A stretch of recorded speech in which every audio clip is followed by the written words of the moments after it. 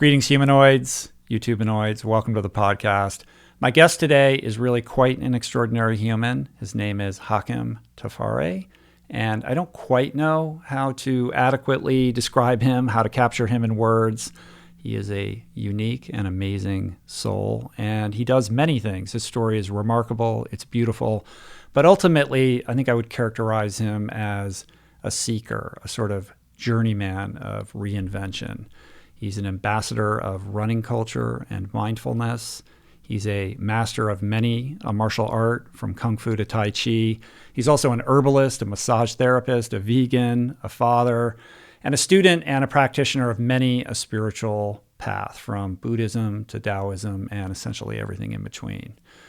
Over the years, I've had the pleasure of conversing with quite a few incredible people, and every once in a while, I end up clicking with someone in a very particular way that seems to take everything to the next level, into this other gear. And I would characterize this as one such experience. Hakim is full of heart and truth and vulnerability and authenticity. And I think that's pretty much all I want to say, other than to urge you to remain for the entire conversation, as Hakim really takes us on this journey that I don't think you will soon forget. I know that I won't. If you enjoy this channel, please click that subscribe button and hit that notification bell so you can be properly alerted with every new video that publishes. And thank you for that. And with that, I give you the singular Hakim Tafari.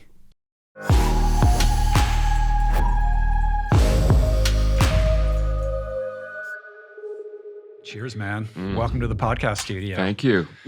So good to have you here, man. It's so funny because we just met. Yeah. And the circumstances around how we met are so bizarre. Yeah. We shot this little commercial video for Jaybird. We both work with Jaybird. And part of that project was us encountering each other as if we were like lifelong buddies. Yeah. So we had to go into a little bit of a method acting thing to do it. Yeah. But I had so much fun hanging out with you all day. And I just thought, this would be great, man. You have an amazing story. And so I'm delighted to have you here today to share a little bit about it. Thank you for having me. And then in the wake of that, you go off to, we're trying to schedule a date. And you're like, I'm going to be out of town. And I'm checking your Instagram and you're hanging out in Montana with Conrad Anker. Yeah. What were you doing out there? So I'll give you this a little brief, because obviously I'm held to this NDA thing that they, top secret yeah, project. it's kind of top secret, but it was an amazing, amazing time. In fact, I didn't know that I was going to be hanging out with Conrad until like a week before. But I got a call for the special project, and we're like, we'd really want you to come out to Wyoming. It's going to be based around... I said Montana. It was Wyoming. Wyoming. My bad. Wyoming. That's Go okay. ahead. Sorry. It's okay. So they said, we want you to come out. It's going to be this crazy project. You're going to be here with a whole bunch of people that you don't know. And Conrad's going to lead this expedition. And we were going to do Gannett, but we ended up doing Wolverine, the Wild Tetons, and got to hang out with some indigenous folk, and the rest was history. You're being really cagey about what exactly was going on, but like, I get it. They were like, keep your mouth shut. I gotcha. You can only share a little bit, but you shared enough for me to gather that you bonded with Conrad. I mean, what a beautiful guy that guy is. That guy is a treasure. He is a living treasure. And, I was just talking about him today.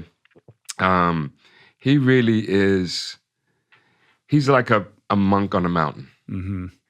He's a monk on a mountain. He's like a real bodhisattva in the aspect that he is so free-giving, and his knowledge and this his wisdom, his compassion is just... And we had this running joke. And I was like, I don't really look up to a lot of middle-aged white men. I really don't. I'll be the first one to tell you. Right.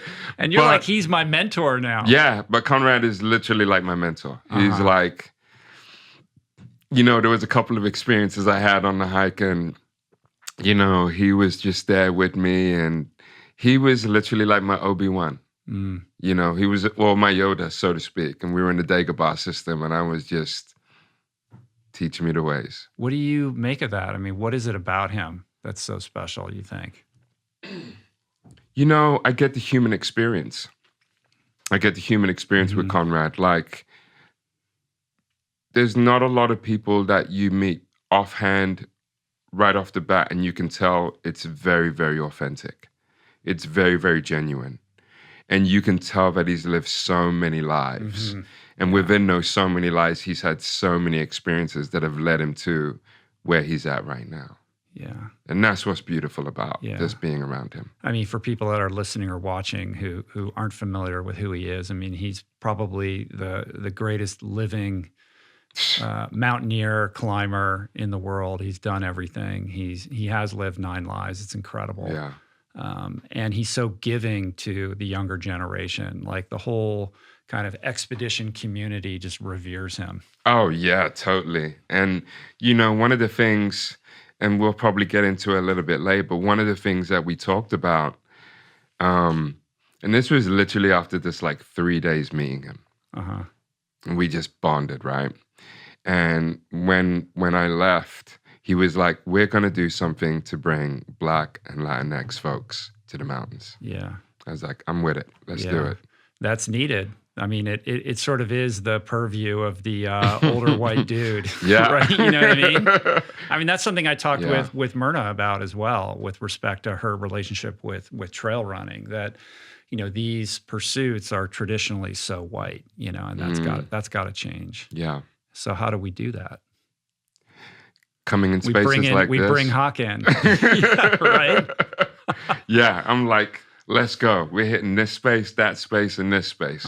Yeah. Well, it's quite a trajectory and arc of your life. I mean, there's so many, it's hard to get a grip on your story because there's so many permutations to it. But when you look at point A from where you came from and kind of all the things that you've done over the course of your life to end up like on a mountain with Conrad or shooting television commercials for Jaybird. It's pretty amazing, right? Yeah, and the amount of time that it's, I mean, in the grand scheme of things, you know, I'm 46 years old, but in the last 6-7 years has just been, right.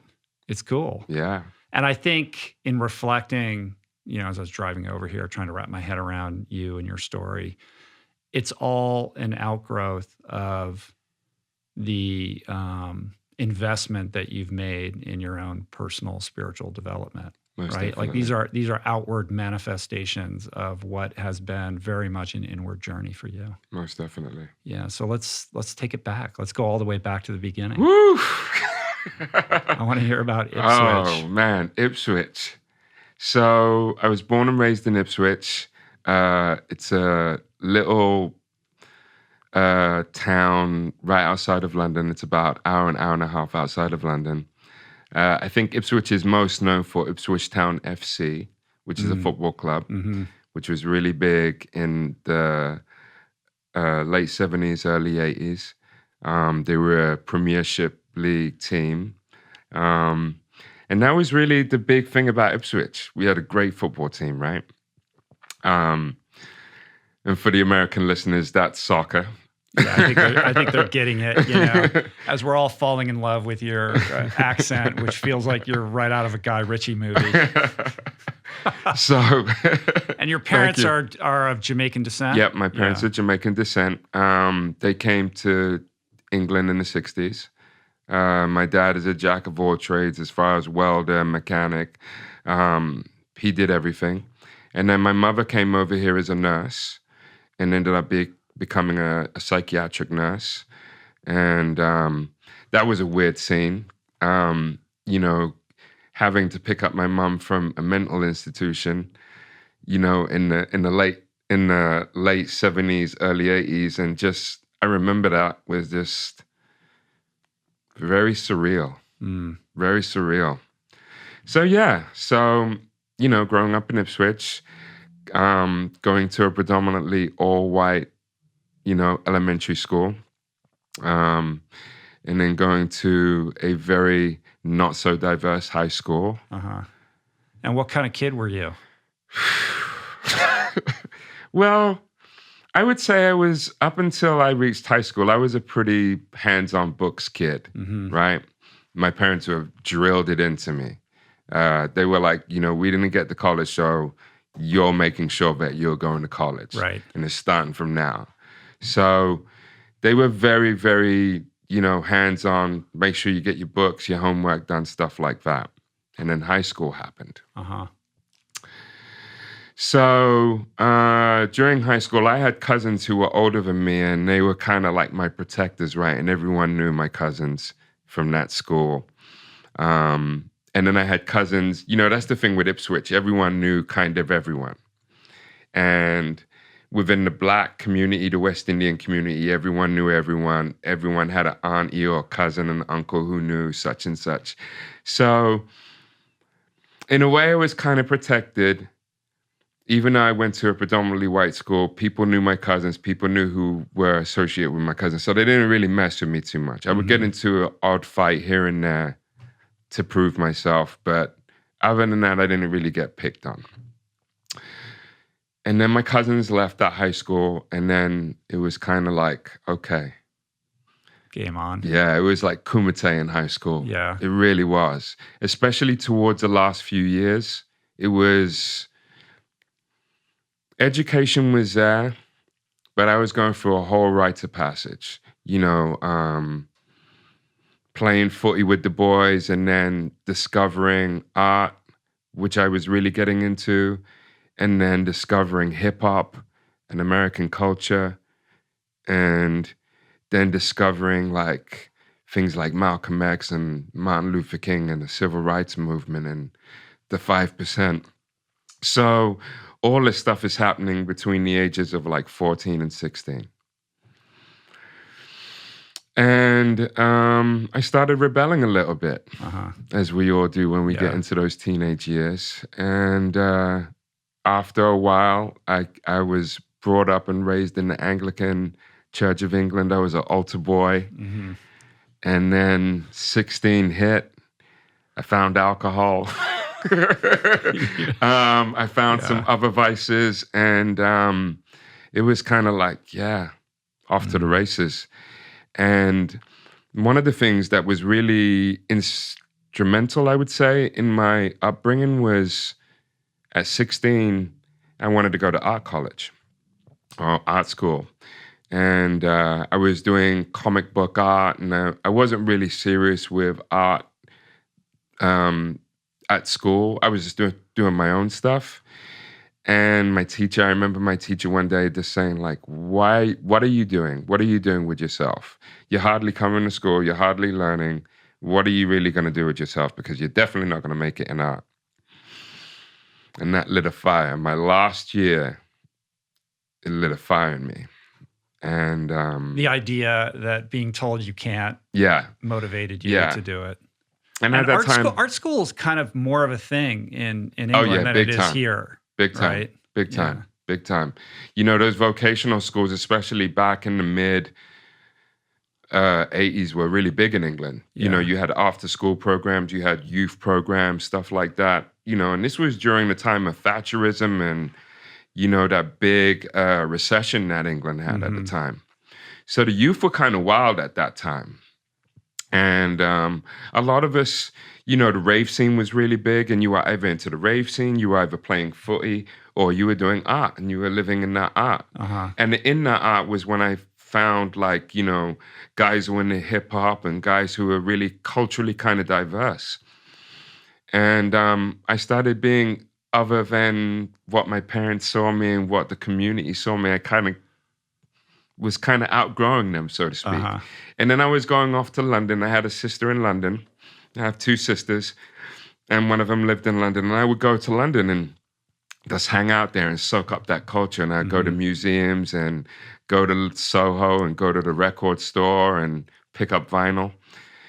And then at 16, I decided to leave home, which killed my parents. What was the motivation behind that? Why'd you feel like you had to get out? At that time, I thought I was a man. Yeah. You know, I was coming into new things. I was finding myself. I was hanging out with these kind of bohemian cats who were already in art school, and they had known people who I had known, so I was hanging out with them. And then, funny enough, I got into art school, right? In London, or where did you move in to? Ipswich. Okay. There was a really big art college called Suffolk Art College that a lot of famous artists came out of. In fact, one of my teachers was Brian Eno. For anyone who knows who Brian Eno is. Yeah. Well, I'm just when I said that art, my sense that art school is a bigger thing in England than it is here. I'm thinking about all the musicians, you know, like the Radiohead guys, like you know, all these great artists are a product of kind of, it's a state thing though, right? Like it's not like private colleges like it is here. You could go to a private college, but most of us, you know, we got on rides and you know. I was lucky in the fact that I was working 2 jobs. I had worked 2 jobs since I was like 13, 14. So I was making some income anyway. And then I was getting a little bit of help on the side. So that's how I basically managed to live kind of rent-free. I was squatting with my cousin and going to art college and working at Clowns as a dishwasher at night. Right. So you moved out from your parents' house, but you were still in Ipswich and going to school. Yeah. Right. So... yeah, through 16 up until I was about 18, man, I was wild. Yeah, making the scene. I was wild, man. So I mean, were drugs a part of that? Drugs and drinking and partying and just the music, I was running with a lot of cats who were dealing with ecstasy at the time, and then hash was real big, and hash was real big in the college scene. You know, in the art college scene. So, you know, we were dealing hash, we were selling hash, we were selling ecstasy, the whole 9 yards. Good times. Yeah, it was a wild time. So how long did you do that for? Oh, so... did you graduate from art school? Yep, I graduated. And I was about 17, 18, and I got a phone call from my cousin. One of my cousins in London who I was very, very close with. And she came to Ipswich to visit some family. And she came to where I was squatting. She was pissed. She's like, you need to come see your parents. They got some news for you.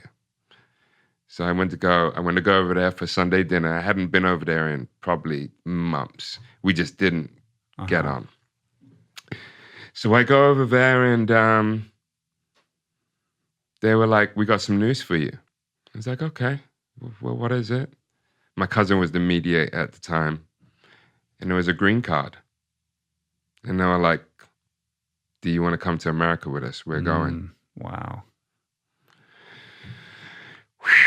So at that time, I had a couple of mates of mine go to jail. We had known a couple of, there was one family friend who had just committed suicide in jail, who we knew. Whole bunch of mates of mine were really getting into the whole ecstasy thing and dealing and.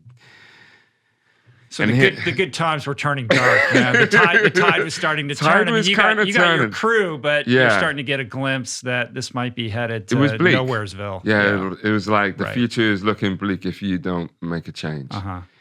And at the time, I was looking at universities to carry on art, and but I had to weigh my options. And at the time, I was really enamored by hip hop. I was so enamored by hip hop, like, you know, watching your MTV Raps, watching Fab Five Freddy.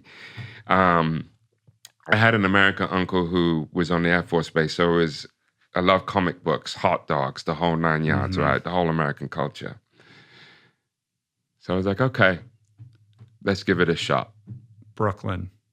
There you go. It's not like they were moving to St. Louis or something like that, right? Like Brooklyn. It's happening there. Yeah. Right. Yeah. So you're thinking you're a grown man, but you're 17. Oh, right. Yeah, I was 17, just turning 18. And I was not a man. Right. I was not a man because I got thrusted into Brooklyn. And meanwhile, I want to preface it. I had gone to Brooklyn like every other summer. It was a thing for my family to kind of send me over. So I already kind of knew. I was raised in Brooklyn, so to speak. It was like a second home to me. I remember buying my first Big Daddy Kane album on Flatbush Avenue. I remember buying my first pair of fat laces and some Adidas shell toes. You know what I mean? So I knew Flatbush. But this was during the crack era. This was like 91. This was big, like Jamaican posses were running Flatbush. So I get to Flatbush, and it wasn't the Flatbush that I knew. And I had an uncle who had worked for the World Trade Center at the time. He was a security guard. And I had 2 aunts and 2 cousins who lived in this brownstone. And I lived there for about half a year. Mm-hmm. And originally... You get back into school in Brooklyn? Well, that was the thing. I had originally planned on going to Pratt or FIT. But I just got jaded when I was there. It was just not how I envisioned it. It was fast-paced. It was not New York how, you know. Mm-hmm. So I had my father's sister lived in Austin, Texas. And I was really close because those were the cousins that were my protectors in high school. Yeah. And I remember having a conversation with my aunt, and she was like, do you want to move to Austin? Maybe it'll be a little bit easier for you here. So New York, Brooklyn, overwhelming. Overwhelming. Now, let's keep in mind, I ended up coming back to Brooklyn a little bit later as I got older, and that was like a rite of passage for me. But we'll come back to that. So I moved to Austin, Texas, and lived in Austin from 92 all the way up until about 98. And that was... That's another chapter in my life. Yeah, so what was going on there? You fell into like the South by Southwest scene, right? Yes. So after kind of establishing myself and kind of making new friends, and I had a lot of friends who were going to UT, the University of Texas, getting enamored in Texas culture, learning about Texas relays, you know, the Mexican culture within Texas, cowboy culture. It was, because to be honest with you... That had to be strange. Oh, well, to be honest with you got to remember, this boy from Ipswich, and all I could think about with Texas was Dallas. That's all I knew about was Dallas. Not even the football team, just Dallas, the TV show. The TV show, JR. Yep. And there was no black folks on there. So I'm thinking to myself... Definitely not. And I'm thinking about John Wayne, and I'm thinking about everything Texas, and I'm like... It's amazing you even went, if that's all you knew. You know, I've had this love-hate relationship with being in uncomfortable situations, and I've just thrusted myself in them. And this was one of them. But it ended up being such a jewel in the rough. Because coming to Austin was where I truly learned about veganism, vegetarianism, Kung Fu, the Eastern martial arts, herbs, just everything you could think of was all in my growth in that span of time of being in Austin, Texas. And in that time, you know, I moved to America before my parents, and my parents ended up coming to New York, and then they ended up coming to Austin, staying in Austin, and then leaving Austin to go to Florida. Because, you know, in that time of living in Austin, it was really hard for my parents. West Indian, my dad doesn't really have too much of a scholastic background. I mean, basically got told he was to become a man when he was 14 years old. And I mean, there was just not really much work for him. Yeah. He worked in a plastic warehouse, and then he ended up getting laid off. So my mom ended up becoming the breadwinner. And then her dilemma was that she would have to go back to school. So, you know, luckily they had their pensions from England, but it was really, really rough for them. Yeah. And I would suspect, I mean, getting your green card, there's all this promise, the American dream. We're going to go to America and we're going to stake our claim and we're going to have this life. And then to be met with resistance and frustration. Oh, it was, yeah. I mean, they've already suffered it from England. And luckily they were able to build up and establish themselves. But then to come here and to start from square one again and come from the root, I mean, and I know my mom is going to watch this and be like, why are you telling this story? But I have to. I remember being, God, maybe 19, 20. And I know we were supposed to talk about South by Southwest, but we'll come back to that. All right, man. We got time. We got all day. I remember one time her having, you know, this trouble getting into the nursing system. And, you know, she was doing some work, going to people's houses and helping elderly, but it was doing a number on her back, and she already had back issues already. And something happened, and she ended up taking another job, and it ended up being McDonald's. And I just remembered those times of her having to navigate working, helping elderly, breaking her back. My father's not working. I think I was working like Circuit City or something like that. I wasn't really making that much money. And she had a brand new house, earning little to nothing. And I just remembered her working these 2 jobs and being like, fuck, this is really something. And I really need to do something in my life, because it was really tearing me apart at that time. Like my mom was basically looking after me and my father. So, you know, seeing that really had a profound effect on me. And I was like, okay, I need to really start doing something with myself. So as I said, I was working with Circuit City, and then I ended up working for UPS. And in that time, I was in a music group with these 3 guys. We were called Sockeye. I think that was my first hip-hop group. And we met. I can't remember how we met, but we met. And then something happened with one of the guys from the group. And we were like on the cusp of like really doing big things. We were working with these guys named Mad Flavor out of Dallas, who subsequently ended up becoming tied up with Erica Free, who later ended up becoming Erykah Badu. Wow. But that's another story in itself. But looking into your story, poking around the internet, there's some music out there. Oh yeah, there's a little bit. I was like, what is this? I didn't know about this part. Yeah, there's a little bit. So ended up doing this thing. We ended up calling ourselves X Factor. Become kind of, you know, godfathers in hip hop in Austin. I mean, what was the hip hop scene in Austin at the time? I mean, at that time, there was a guy named DJ Casanova who was at this place called Catfish Station, and there was like Overlord X, who was a very well-known guy, but it wasn't really breaking ground like it should be, or it should have. So obviously, me being who I am, I come to Austin.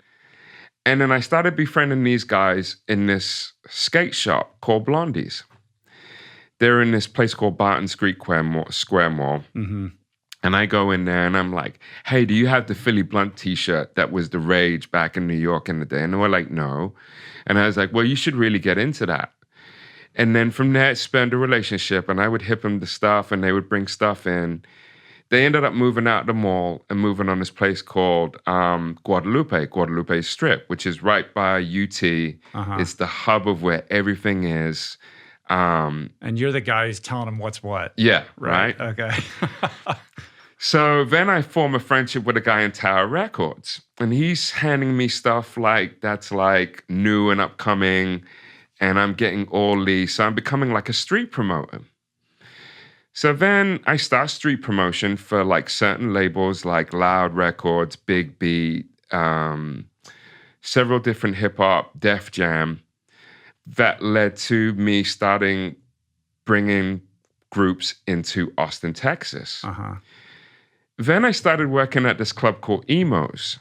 Emos is at the time was a very punk rock venue. And it was where everyone was going. Like Gizzy from the Butthole Surfers used to hang out there, right? The Reverend Horton Heat would hang out there. Like the 930 Club of Austin. Yes, exactly.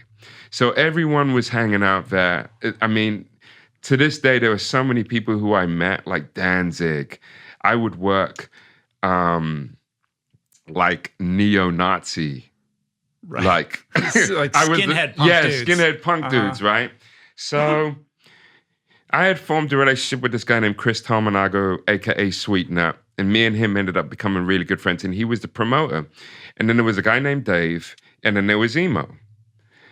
And I had formed a relationship with these guys, and these guys knew that I was in the hip-hop circle and running with these skate guys. And from there, we all formed a relationship, and we were like, there's South by Southwest, but South by Southwest is predominantly white. It's predominantly cowboys and, all this other type of music. Like alt-rock. Yeah, alt-rock, exactly. Yeah. Let's get some hip-hop in there. And we formed up, and when people didn't want to house hip-hop because they thought it was going to be too rough, they thought there was going to be gang activities, we were like, well, let's bring it to the punk scene. You can't get no more punk than hip-hop. Mm-hmm. And the punk scene embraced it. And from there, one of the guys who was booking shows there was a guy named Dave who'd worked for South by Southwest. And then I knew this guy named Andre, who I managed to bring them two together. And thus that created kind of the genesis of what we kind of see in hip-hop and South by Southwest today. Because at that time, no one really wanted to take a chance on hip-hop. But it was there's a few guys who were like, no, fuck that. We're gonna make a scene, and we'll do it through the punk way. And then not only did the punk boys really love it, the skate boys really loved it. Mm-hmm. And then through there, I met these two dudes that became my guys in bringing hip-hop groups to Austin. Now, here's the caveat. They were ecstasy dealers, and they had relationships with all the strippers in town. Uh-huh. And that's how they made all their money. I'm putting them on blast now. They're gonna laugh because they're gonna know the story, but I ran with these cats who were they were ahead of their time. As far as like the, marijuana and ecstasy, they were getting kind bud and all this good bud when it was just like dirt swag in Austin. Yeah. So I'm running with these dudes, and these dudes were basically like, we'll pay you to bring these hip hop dudes into town, and let's make big shows. Mm-hmm. And we did it. And then that caught the eye of South by Southwest, and they were like, okay, you have the power to bring these big groups in. Let's make a showcase. And I remember one of the first showcases that was really big was 95, 96, where we brought RZA. And at the time, that was when RZA had Gravediggers. Gravediggers came through, Exhibit, Big Pun. I remember doing one of our first shows with The Roots when they were first coming out. And then that just grew.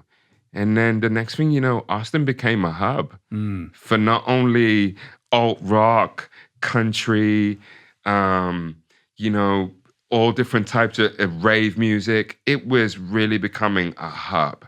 Yeah. And then South by Southwest grew, and it grew. And by the time I left, it became like a mega machine. What's interesting about that is that you were having success. You could have just doubled down on that groove, that lane that you'd established for yourself, and become, like the king of that scene in Austin. Well, this is where the next story comes in. So in that time of partying and smoking copious amounts of weed and, I was living kind of a crazy lifestyle because I was working Circuit City, I was working UPS, so I was working all different types of hours. I had an amazing girlfriend at the time who was still working in Circuit City. Yeah, I'm still doing all this. Oh yeah.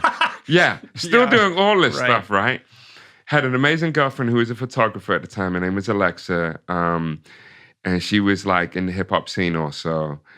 And, it was just a part of the scene. But then what had happened was, because of all this partying, because of all this excessive back and forth, I got really sick. And that's what kind of led to me finding vegetarianism. So I met this guy named Etienne at UPS, who was like the super yogi at the time. And hopefully he gets a chance to listen to this because I owe him a lot. This guy was ahead of his time. He was a Sproutarian. He was the guy that hit me. And I know you know this book really well. The Guide to the 21st Century, Victor Kavinskis and Dick Gregory. You remember that book? Yeah. So he basically gave me that book. And I remember one time walking out of work and he was like, Huck, your belly is just out of control. You got to do something, brother. You've blown up too. You were getting fat at that time. I was like 260, 270 pounds. Wow. I was like greasy, like zitty, the whole 9 yards. I was just like a mess. And he was like, bro, you need to change. You got to change. And no sooner than he said that, about 2 months later, I was lying in bed, bleeding out of every orifice out of my body. And I was like, I need to do something. And at the time, there was a paper called Austin Chronicle. And on the back, there was a acupuncturist, free acupuncture session. And in that same week, I had gone to the Chinese restaurant right down the street from my house and found a card for Kung Fu. And the guy who practiced Kung Fu lived a block away from me. So all these things were coming into play. This confluence of events, the universe is signaling. The universe is signaling, right? And I love the fact that like the original guru mentor is this sprouting UPS guy, right? Yeah. It's almost like out of a Dan Millman book or something. Yeah, truly, truly. He was a Rastafarian who was a Sproutarian, a connoisseur of herbology. He knew all the things, Goda-Cola, dandelion, the whole 9 yards, and would break it down. He's getting you totally on the Ital. Ital is vital. Exactly. Right? So keep in mind, I was a Sunni Muslim at the time that had kind of flirted with Nation of Islam and 5%. And then I meet this Rasta. And then I totally just go through this 360. I give up alcohol. I start doing master cleanses. And then before that, I go to this acupuncturist. And keep in mind, I had been having irritable bowel syndrome. I was having heartburn, everything for the previous 2 years, I would say, 2 to 2.5 years. But it came to a head. So when I came to this acupuncturist, I took stool samples. I was a guinea pig for Zantac. No one really isolated the issue. Within 5 minutes of me being with this acupuncturist, he was like, you have busted your ileocecal valve. You have major ulcers. And if you don't change your life, I'm going to give you 7 to 8 years tops. That's heavy. You're talking to a 21-year-old now. And he was like, I'm going to give you 7 to 8 years tops. Wow. You have diabetes that runs in your family. You have high blood pressure that runs in your family. You have all this stuff that runs in your family. If you don't change your ways, you're not going to be around. And you were able to hear that. This cat was this white boy Buddhist who was about to go to China to convert, to become a full Buddhist. And I was one of his last sessions. Before he went to go do this. And you kind of skirted over it quickly, but I think it bears, taking a minute to talk about the fact that behind all of this, you've always been a spiritual seeker, right? Like you were raised Christian. Yeah. Then you just mentioned that you were Muslim. Mm-hmm. You've had these various incarnations where you've dropped in on these, a wide variety of different dogmatic religious approaches to life. So that was always there, right? Yeah, in the background. Always been there. So what is that seeking sensibility all about, and where do you think that comes from? I wasn't satisfied with Christianity for one start. That was just, You weren't down with the Church of England? No, I was not, mate. And I love you, Mum, but you forced me into that shit. I won't lie to you. hardcore Jamaican parents that are like, I wasn't, when I say I wasn't baptized, I was like, get in there. So, but then you have the Rasta guy. Oh man. A different flavor of Jamaican. But then and then you had Islam too, right? So the Islam piece was really deep because, being Sunni in England and then coming over here and then being immersed in black nationalist movement and the nation, and then the 5% nation that was really radical at the time. The bow tie, Farrakhan. Yeah, and then, you had like the brand Nubians and the poor righteous teachers and, all along the hip hop circles, but it was a form of, for me, it was a form of me finding myself. Because you got to remember, I got raised in all white England. I had black family and black community, but I was really never part of a movement. My father was. My father got to see the Handsworth riots and the Brixton riots and the Tottenham riots. So he was part of that, but I wasn't. So then coming to the States and seeing the plight of Black Americans and Black culture on a whole, I identified with it. So, and then the kind of religious connotation or the spiritual connotation, through Islam, it taught me a sense of discipline. Through the 5% nation, it taught me a sense of knowledge and to study. And many people go to schools of theology to study all these major religions, and I studied this myself. No one told me to go pick up the Torah or to go pick up the Quran or go pick up the Bible.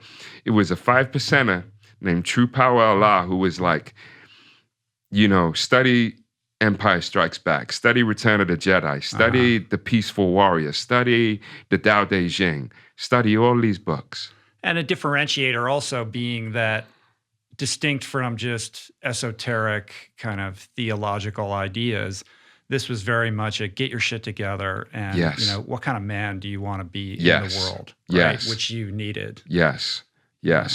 So all of that. So when you ask about seeking, I was seeking myself out. I was really seeking myself out, but seeking how to become the person that I am today. I didn't know it back then because I was still dipping my toes in the spiritual world, but still being a householder and still trying to do all the things that were cool and still hip. But also a willingness to continue to iterate and grow, right? Like, when something stops serving you or you see a new idea, you strike me as somebody who's always open to that, as opposed to just becoming entrenched in one way. Yeah, that's I think that's a big Aquarian thing. I get that a lot. I from other Aquarians or people. Are you an Aquarian? Because we have this innate ability. Seeker. Yes, exactly. The seeker. So I'm not just resting on the fact, okay, Kung Fu's cool, praying mantis is cool. I wanted to go deeper. And that's when I went into the Tai Chi. And that's when I went into, the Taoism. And, the Rastafari was amazing because Rastafari really taught me how to eat, how to look after my body, how to look after my temple. That was such a great component. And meeting Etienne, and who was this character who was doing African Angolan capoeira. And capoeira is cool. Oh, yeah. So you got these cats. There was a crew, right? There was a crew of cats. I had my crew that were Kung Fu. I had the crew that was Angolan capoeira. And we were doing music, but we weren't of that lifestyle anymore. So I had kind of renounced, a lot of people. I kind of shut a lot of people out. And all that stuff. It wasn't me anymore. To the point where a lot of people, when I came back into the scene, they were like, are you on crack? Because I had lost 100 and something pounds. I had now had locks. I had this big old beard. And I'm talking about doing fast for like 20 days, right? I'm talking about being a sproutarian and a fruitarian and, you know, doing wheatgrass shots when I used to do shots of Jaeger and you know, what other shots. So it was a deep, deep time. And in that time I found Kung Fu. There was a woman who owned an herb store in town, and she took me under her wing. And I torn my meniscus, and I kind of did it, you know, healed it myself. And I would go to the herb store. She would give me herbs to rebuild my knee. I started going to the bookstore and studying yoga, and I had books of yoga, so I started doing yoga myself. And then, lo and behold, I found Tai Chi. And my teacher, Sifu Hughes, who is an amazing teacher. If you're ever in Austin, you want to learn about Kung Fu or Tai Chi, he's the guy, along with my brother, Thomas Leverett. These guys were instrumental in me finding Tai Chi, finding the Eastern arts. And there was a time when my girlfriend broke up, and then I had this house to myself. And this house became the dojo. It became where everyone came, and I had a futon, a seat, my records, Kung Fu movies out the Yahoo, at the Yin Yang, and a pull-up bar and a bed. And that was it. And all the homies came over, and we would read, we would drink tea, and we would study. That's crazy, man. This was back in like 97.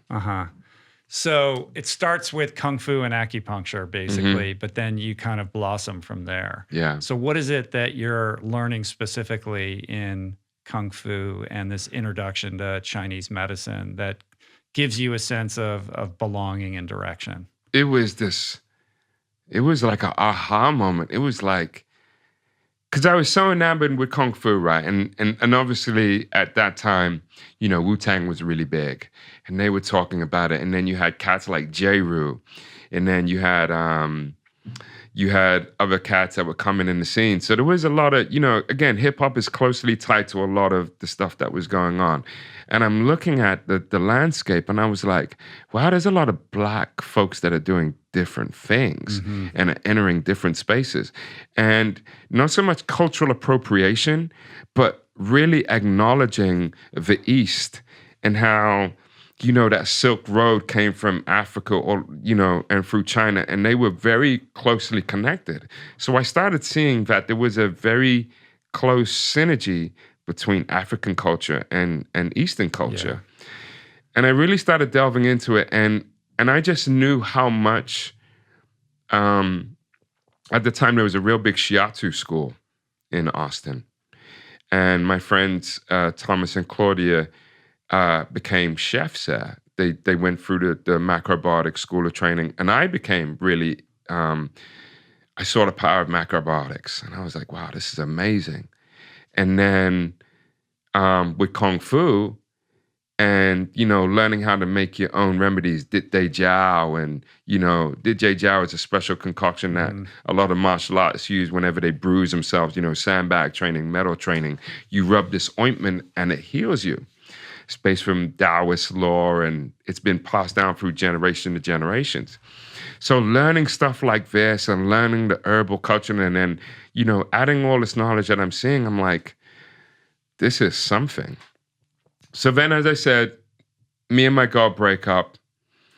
My mom and dad are in Orlando.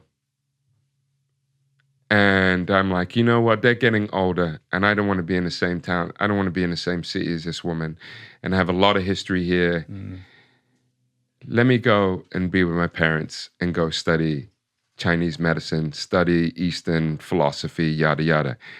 And originally I was going to go to acupuncture school, but I was not making enough money. Even still working UPS and Circuit City. Yeah, but the bands weren't. You were done with that. No, because at that I was point, kind of at that point. I was still fraternizing with music, but I didn't really feel it like that anymore.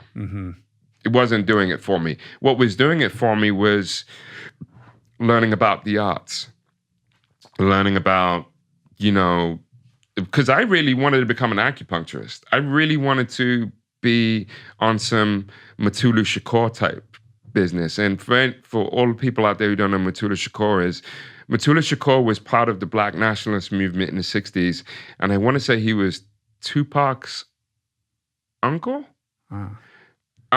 He was one of the first acupuncturists, Black acupuncturists in the States. Oh, wow.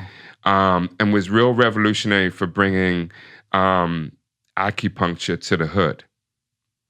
So I was so enamored by that story. I was like, this is the guy. Because this is, not the purview of, the Black man in America, right? Right. Like, I mean, it sounds like you were creating your own scene. Yeah. And it's interesting how, music is sort of a catalyst for this. Like when you're recounting your story, I'm thinking about HR from Bad Brains and, kind of the impact that he has had in a similar way through his music and advocacy and how many lives he was able to touch and change. Yeah. You're having a kind of analogous experience to that, but there aren't a lot of examples of Black men who are pursuing a path like this. Yeah, not a lot. And funny enough, sidebar, I used to hang with HR's road manager in Austin, Texas. Oh, wow. Way back in the day.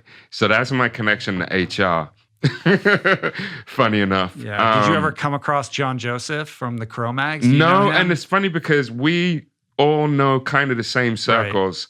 Right. But John's story is similar to yours. Yeah. I mean, HR took him in and sorted him out, and he went down his own, wellness rabbit hole that's kind of similar to your story. Yeah.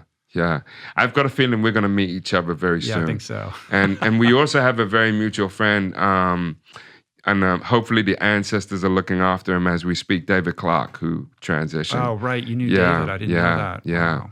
David was a very good homie of mine. So, but anyway, so with all that being said, I was really enamored by, Mutulu Shakur. And funny enough, in Orlando, I ended up befriending his first student that ended up adopting the program. Wow. Was that random, or did you know that person was there? It was random. So, yeah, so you're like, I'm going to go to Orlando. It was the hotbed of like acupuncture it was, and culture. It was so surreal how we met. And this was later down the road. And I ended up having her name was Dr. Akia Zula. Amazing woman. She was one of Dr. Mutulu Shakur's very first students and practiced acupuncture. I don't know if it was, I want to say it was Harlem, but her and Dr. Shakur practiced acupuncture for free in Harlem when acupuncture was not looked at in a very good light, especially with Black bodies doing it. Yeah. So to have her I've met a lot of and been taught and been brought under the wing under a lot of people.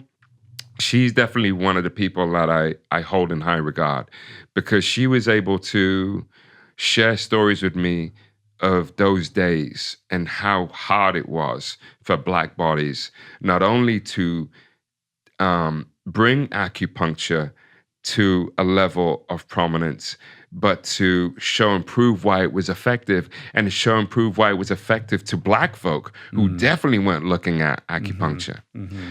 So, having her and meeting her was amazing and instrumental in my life. But at that time, I wanted to be an acupuncturist, and I didn't make enough money. So I saw a program that was at this massage school that was all Eastern bodywork. They taught Shiatsu, they taught Tuina, they taught 5-element theory, and they taught Tai Chi. And I was like, I'm going to that school. So that's what you did. So that's what I did. Yeah. And I moved to Orlando, and I moved in with my parents for the umpteenth time. I've moved in with my parents so many times. But how old are you now? Like 25 or something? Yeah, I'm like 25, 26. Right. It's not like you're 42 years old or something. But so I ended up moving in with them. And I went to college. And then this guy, Dr. Sean Oldham, took me under his wing. And for that, it was a speed program, which they don't do anymore, but it was like a 6-month every day and night program. You learned was it 200 or 500 hours of massage, and then X amount of hours in traditional Chinese medicine, theory, yada, yada, yada. I had some amazing teachers, but this guy was amazing in the fact that he was Buddhist, and he was my first vegan that lived a monk life, but that was a householder that really lived it. Uh-huh. And I studied with him right before he moved to North Carolina. He got a practice in North Carolina. At the time, he was one of the world's leading pediatric acupuncturists, where he was just like working on kids with major, major problems. And he was world renowned. And he taught me Tai Chi. He taught me so much about 5-element theory. He taught me so much about acupuncture, acupressure, and then taught me this other form of martial arts called Bagua. So I got immersed into the internal martial arts world, where I just became immersed. And in that time, I kind of found music again. And I had met some guys who lived right down the street from the massage school, and then I started working on my first album along with going to massage school. Wow. Well, Chinese medicine's no joke. People spend decades immersed in that, trying to get a handle on it. My buddy Colin went to I don't know the name of the school here in Los Angeles, but he's a doctor of Chinese medicine now. But it was like he went to medical school. It is. It was, very, very intense. And then I would go and get acupuncture with him because as a practicing student, I could get it for cheap, for next free, to nothing. Yeah, exactly. But then the kind of mentor, full Chinese doctor would come in and oversee it. Yeah. And then he would do the thing where he takes the pulse, and they're like these masters of touch and feeling, where there's like 100 ways for of 50 years he's been doing this, and they can tell you everything about your health from putting their thumb on your yeah, isn't that amazing? And then you get some wacky herbs exactly on the way out. Bro, I can tell you some stories. Like the one time when I'd finished massage school, I don't know if it was so weird. I had these lesions on my arms that just came out of nowhere.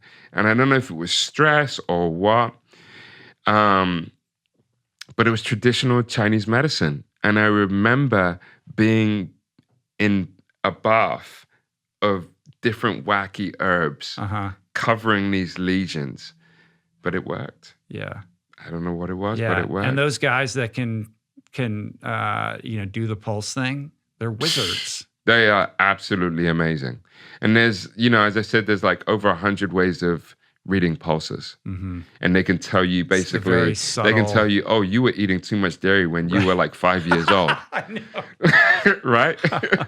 I know. And you're like, come on, man. Yeah. Where's the scam? Yeah, where's the scam? And like this dude, as I said, the dude who I went when I first initially went through my stuff, doctors had been trying to figure out what was going on and didn't know what was going on. Within 5 minutes, he knew exactly what was going on.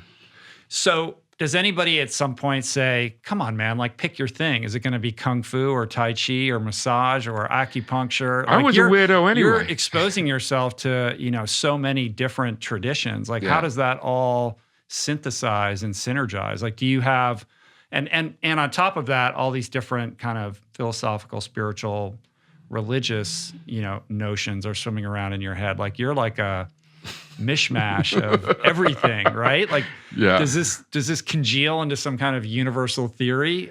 How does that work? It was so, at that time, I didn't really even know what I was doing. I was just in it, just living life, Again, I come back to it, coming from Ipswich, there's not really, it's like coming from like Buffalo, somewhere outside of Texas, or, it's a small town, there's stuff happening, but who would have thunk that I would have thought about acupuncture and I would be immersed in Rastafarianism and 5% and eating frigging sprouts, learning how to do my own, broccoli sprouts in my cupboard, you know what I mean? But at that time, I was just more like, what can I do how can I be a game changer? How can I make lanes for myself? And that's why I really got into the Eastern philosophy and the Eastern arts, because there wasn't a lot of Black bodies doing it. And I was really enamored by that. And I saw that there was a spiritual connotation to Africa and to the motherland. So I was able to, with the knowledge that I had, I was able to come back and be like, okay, well, this comes back to this and this relates to this. So there was that. And then you got to remember, I was really sick. And all of these things that I learned were healing arts. And then on top of that, there was a period of time when I was a rough cat. And I was beating people up and I was like, slapping people for fun. And that's not me. So coming into the healing side was really grounding and was really fortifying for me. And then the knowledge, was this, I felt like it was this making me a better person. So the more I seeked and the more I'd learned, the more I could just help more people out. And because I had realized, I had seen where I was and all the help and all the guides and all the people that helped me get my way. Not only could I be a game changer, I can actually help people being a game changer. Yeah. So my thing was, I wanted to be different. I didn't want to be just, this guy from England who came over and is this, lost in the shuffle. I wanted to be somebody who is going to make a name for myself. And I didn't know to what capacity. And my parents will always say to you, he always wanted to be something but I just knew, and especially from that time, seeing my parents, how hard they worked, how hard and diligent they've done in their life, I wanted somehow to pay it back to them. And I wanted to go through the steps to show that I'm working hard to get there, but to show that I can make it and somehow pay it forward sooner or later. And the path wasn't, go to medical school or go to law school. Yeah. You had to go on this crazy inward Aquarian journey to find yourself and become an integrated, human being. Yeah. And it's what's cool about it is how heartfelt and organic it is. It's not like, here's what I'm going to do and it's going to get me to this place. Like it was just a relentless pursuit of, personal growth and whatever flavor you could find it. And you had this thirst for it. And that all kind of sated you and got you to this place where you could be of service. Yeah. But that idea that behind it all, you had some knowledge or understanding that this was going to lead you in the direction you were meant to go. Most definitely. Yeah. Most definitely. So you're scrambling though. You can't be making more than minimum wage. How are you even paying for all the school and everything? How are you even I'm making literally a living? working. I was literally that stereotype. There's a stereotype of, the West Indian man or that dude who worked 4 or 5 jobs. And I was that dude, right? I literally was that dude. I was working 4 or 5 jobs. I was teaching massage because at this time now, I had graduated, and the guy at the school loved me. I got on really well with all the teachers. So they brought me in to teach what Dr. Sean Oldham taught, which was 5-element theory, because, I was under his wing. So then I started teaching Tai Chi. So then that led to, me making a name for myself within the city with Tai Chi. And I started learning with several different teachers, Sifu Kent Howard, who was a Bagua specialist, this guy, Sifu Lo Li, who was a Wu stylist, who was a Wushu stylist. And then I met Wang Sifu. And Wang Sifu was an old guy from Shanghai who no one knew about. You had to basically know somebody who knew him in order to learn with him. And Wang Sifu taught on a rooftop in downtown Orlando. So I knew this guy named Paul, who did some martial arts together. And he was like, you're really into Tai Chi. you need to see this guy, but you're going to have to come to a couple of classes because he's not going to just let you in. He's like the Miyagi wizard. Yeah, You yeah. gotta get permission. So It's all very cinematic on a rooftop. It really was. It really was. And, you know, for any martial artist out there, you know, there is a certain thing that is called the indoor circle or indoor society. And it's basically when you get to a certain stature in your martial arts practice where you get invited into certain sects. They have it in Arnis where they, you know, or the Filipino martial arts. They have it in the Japanese martial arts where it's closed off. You can only get initiated. You get a tap on the shoulder one day. Basically. Yeah. And this was my tap on the shoulder. And that was really another chapter because at that time, there was a place called Garden Cafe in Orlando that was a restaurant that was ran by Taoists. Real, legit Taoist monks.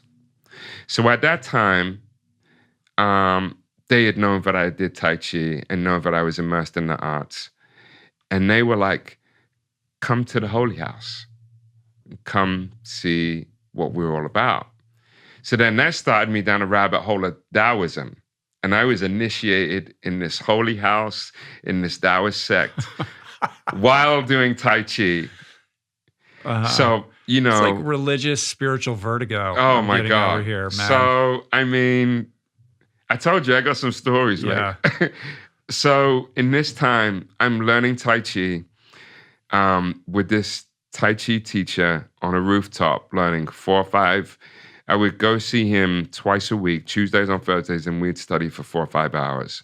End up drinking Chinese rum, reading Chinese newspapers.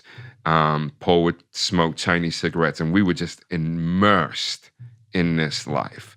And then I had Taoism. So, you know, Taoism. You're just getting it from all sides. All angles. And I'm still messing with the Rastas in Orlando because I still got my locks, yada, yada. So I'm still, you know, I'm still with everyone, yada, yada. So I meet this girl who I ended up marrying, and then my life takes a different course, man. You know, Chapter 11. Yeah.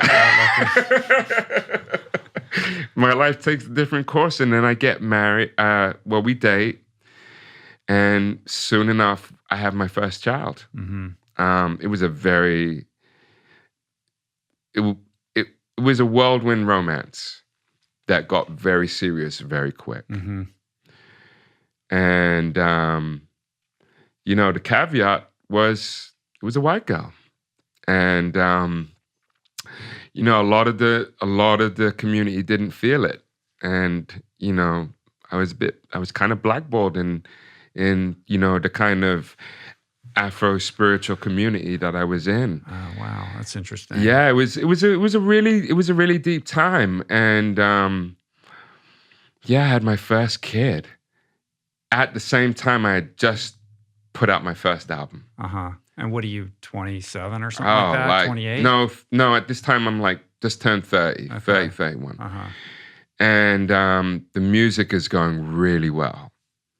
And, you know, I'm starting to make moves. We start talking about touring. And then my girl is like, put that shit on hold, mate. That ain't happening.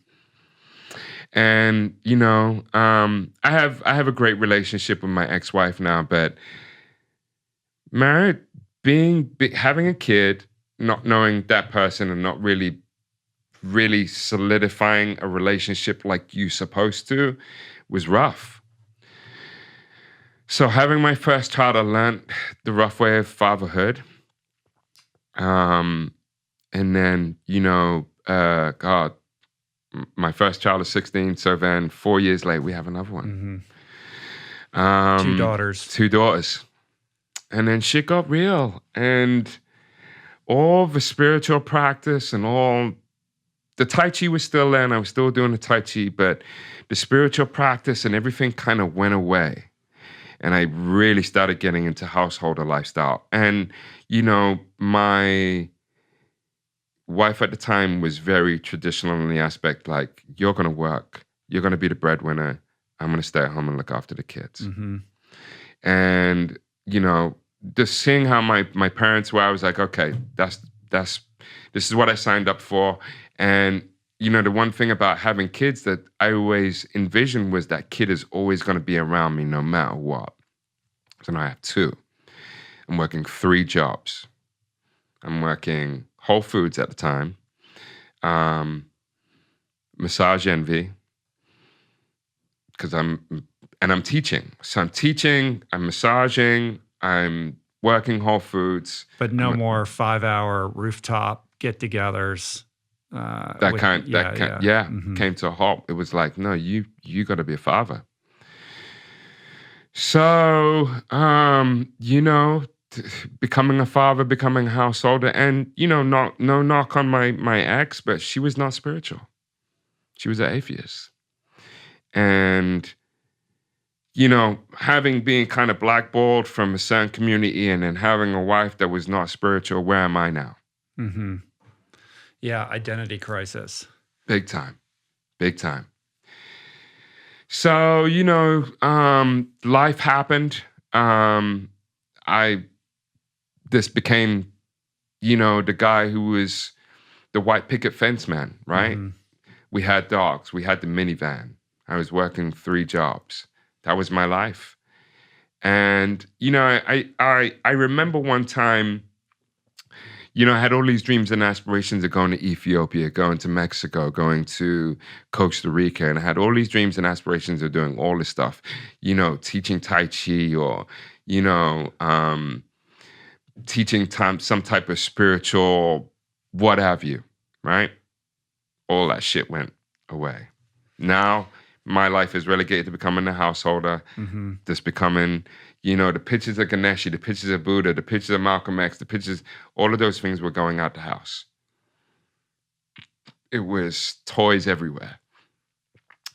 So in our last house before the Big D, I had a room, right? So what I didn't talk about was I have a big vinyl collection, like a monumental vinyl collection, uh-huh. Right? And then I have a pretty big book collection that has spanned with me all the way from Ipswich, all the way to Brooklyn, all the way to Austin, has traveled with me everywhere. So I had this room that was literally like my record room, and it was literally like my sanctuary. I put all my spiritual stuff, everything. It was like a little room in this big old mansion that we used to live in. And yeah, this things just went from bad to worse, and we just fell out of love. And my next kid came. I had one more child named Layla, and so I have Naya, Isla, and Layla. And Layla came with a broken hip out of the womb. Mm.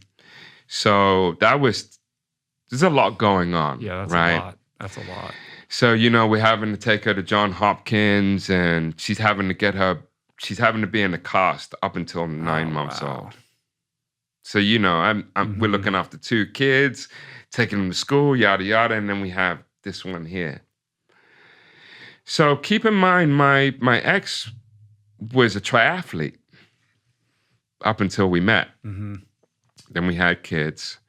She put on weight. And then she rediscovered the gym again, lost all the weight, and became this badass, like, gym rat, uh-huh. Which was detrimental. Because you're resentful that she's able to find a passion and invest in that, and you feel like you don't have that privilege. You got it. You knocked it right on the head, right? Uh-huh. So there's so much stuff going on. She's going to the gym every day. I'm here. They're going on Disney cruises. The kids are all going on Disney cruises. You know, they're living the best life. They got the best life. They have no idea.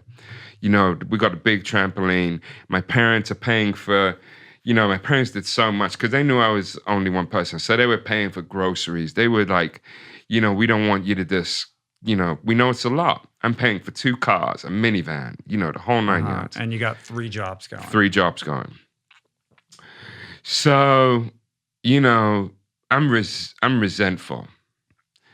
So in that time, I started seeing running. And I don't know how the conversation occurred. I was starting to lose weight because she was losing weight, and my Did you body. put the weight back on? I put it. It was kind of fluctuating back and forth, right, throughout the years. It fluctuated. So at this time, I was about 220, about 220, 215, 220. Tai Chi's not keeping the weight off. Tai Chi's not keeping the weight off. So I get my jump rope. I used to love jump roping. So I get the jump rope out and then discover kettlebells. So I'm doing kettlebells. This was before CrossFit became real big. Mm-hmm. The homie Thomas, who was my Kung Fu brother, ended up becoming one of the first guys to do CrossFit in Texas. So he told me about the kettlebell. So I was enamored with kettlebells, and I started doing kettlebells, jump rope. And but I needed it to cut it a little bit more. So she told me about running. Because she's shredded right now. She's shredded, and she used to be a triathlete. She did an Ironman right before my first one, Right. So she was like, yeah, you should try running. Well, so that's then good. I did. Maybe that's something you guys could do together. Well, we did, and then that didn't work. That didn't work, mate. That didn't work. So then I got into barefoot running, right?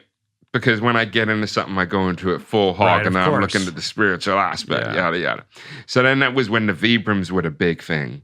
So I get into Vibrams, I get into the barefoot running, I'm studying the Kenyan running, and yada, yada, yada. Then shit hits the fan. People are dying. I had, within the space of like 2 or 3 years, 10 people died. My marriage is going to shit. And ultimately, the marriage is done. Mm-hmm. In that time, I lose the house. I lose my kids. I lost that life. Some shit happened at the end. And here I am with basically meeting yourself. Yeah. This is dismantling. Yeah. This is your what my wife would call your divine moment. Yes. And I know you've been there. A version of that. Yeah. I think it's very relatable. I think a lot of people, if not most people, have some version of this happen in their life. In retrospect, I'm sure you look back on it now with gratitude as a catalyst for everything that has happened to you since. But when it's happening, I mean, I can't imagine anything more painful, like your whole life getting pulled out from underneath you. The levels, and it's funny because I just watched a podcast with you, and I can't remember the guy's name, but you talk about old stories, right? And how to rewrite to make new. And I look at all these things in the past of where I've come from and what I've done. And, I was joking before coming in here, and I was like, how did I even get into Rich Roll Podcast? I don't have a story. You have an amazing story. I'm like, I'm not worthy. But now after kind of listening to it, I'm like, okay, it's do incredible. have a little bit of a story. And I'll tell you this, like, as fun as it is to have, Aaron Brockovich and Edward Norton and all these really cool people come in here, I have to say, like, my favorite part of this job is finding people like yourself who, you have a profile and people know who you are. It's not like you're anonymous. You're a public figure on some level. But to be able to put a microphone in front of you who has such a worthy story and so much wisdom and try to amplify that, it gives me, that's the stuff, man.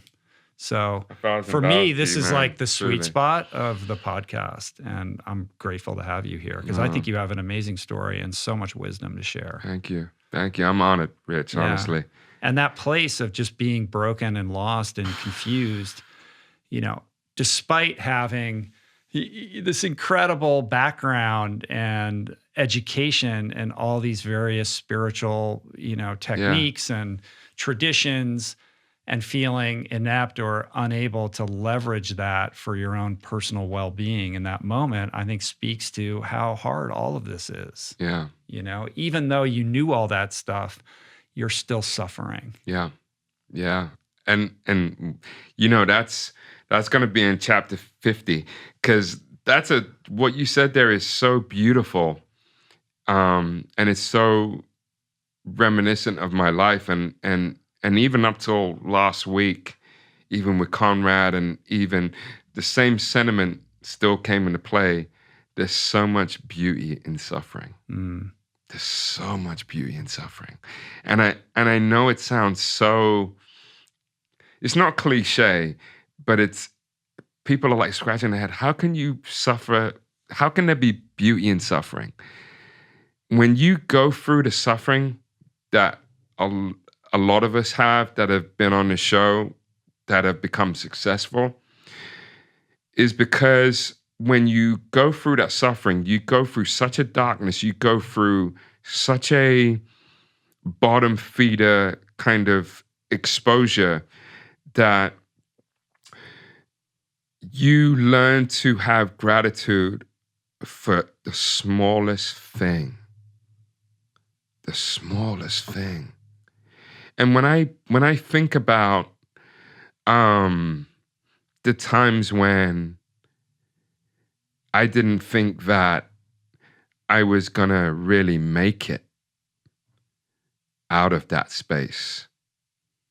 There were times, Rich, when I would be in the car park of Whole Foods, like crying my heart out, screaming at the top of my lungs, looking around like, how the fuck did I end up in this situation? One of the stories that I always tell people, and it's a story,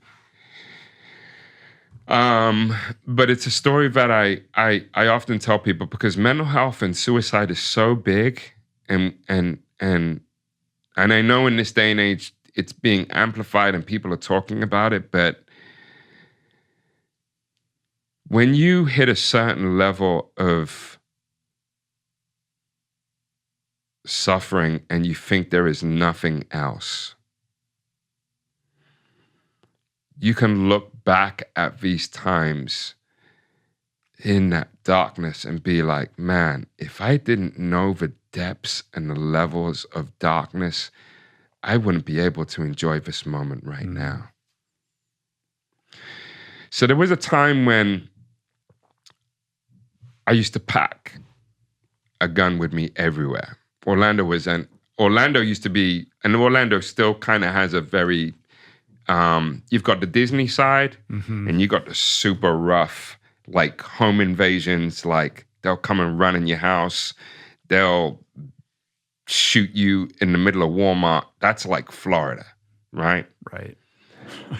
Okay. Sometimes I pray for my kids still out there, but still, Florida is a state where you have your stand your ground law. So you can come into somebody's residence and they can shoot you on self-defense. And that's it. It's called stand your ground, or the castle law. Which is interesting in light of what's going on with Breonna Taylor right now. Yeah, to think about that. And then also you mentioned to me that the cop who put his knee on George Floyd's neck now is living down the street from your was daughters. Living down the street. Yeah, from my kids. Yeah, in Florida. That's insane. Yeah. Which is that's a whole nother story in itself. But just to bring it back to this, that was such a dark time, and as I said, for me, I used to pack because where my parents live, it's not a rough neighborhood, but there was a lot of home invasions. There was a lot of break-ins. My parents are old, and again, remember I told you I had to move back in with my parents? Well, after couch surfing and yada yada. My parents had after the divorce back in 37, 38. Yeah. So this is the umpteenth time of moving back with my parents. But if I didn't have, my relationship with my parents now, I used to be scared of them. I used to fear them. Now they're like my brother and sister. The relationship is amazing. And this was partly the reason.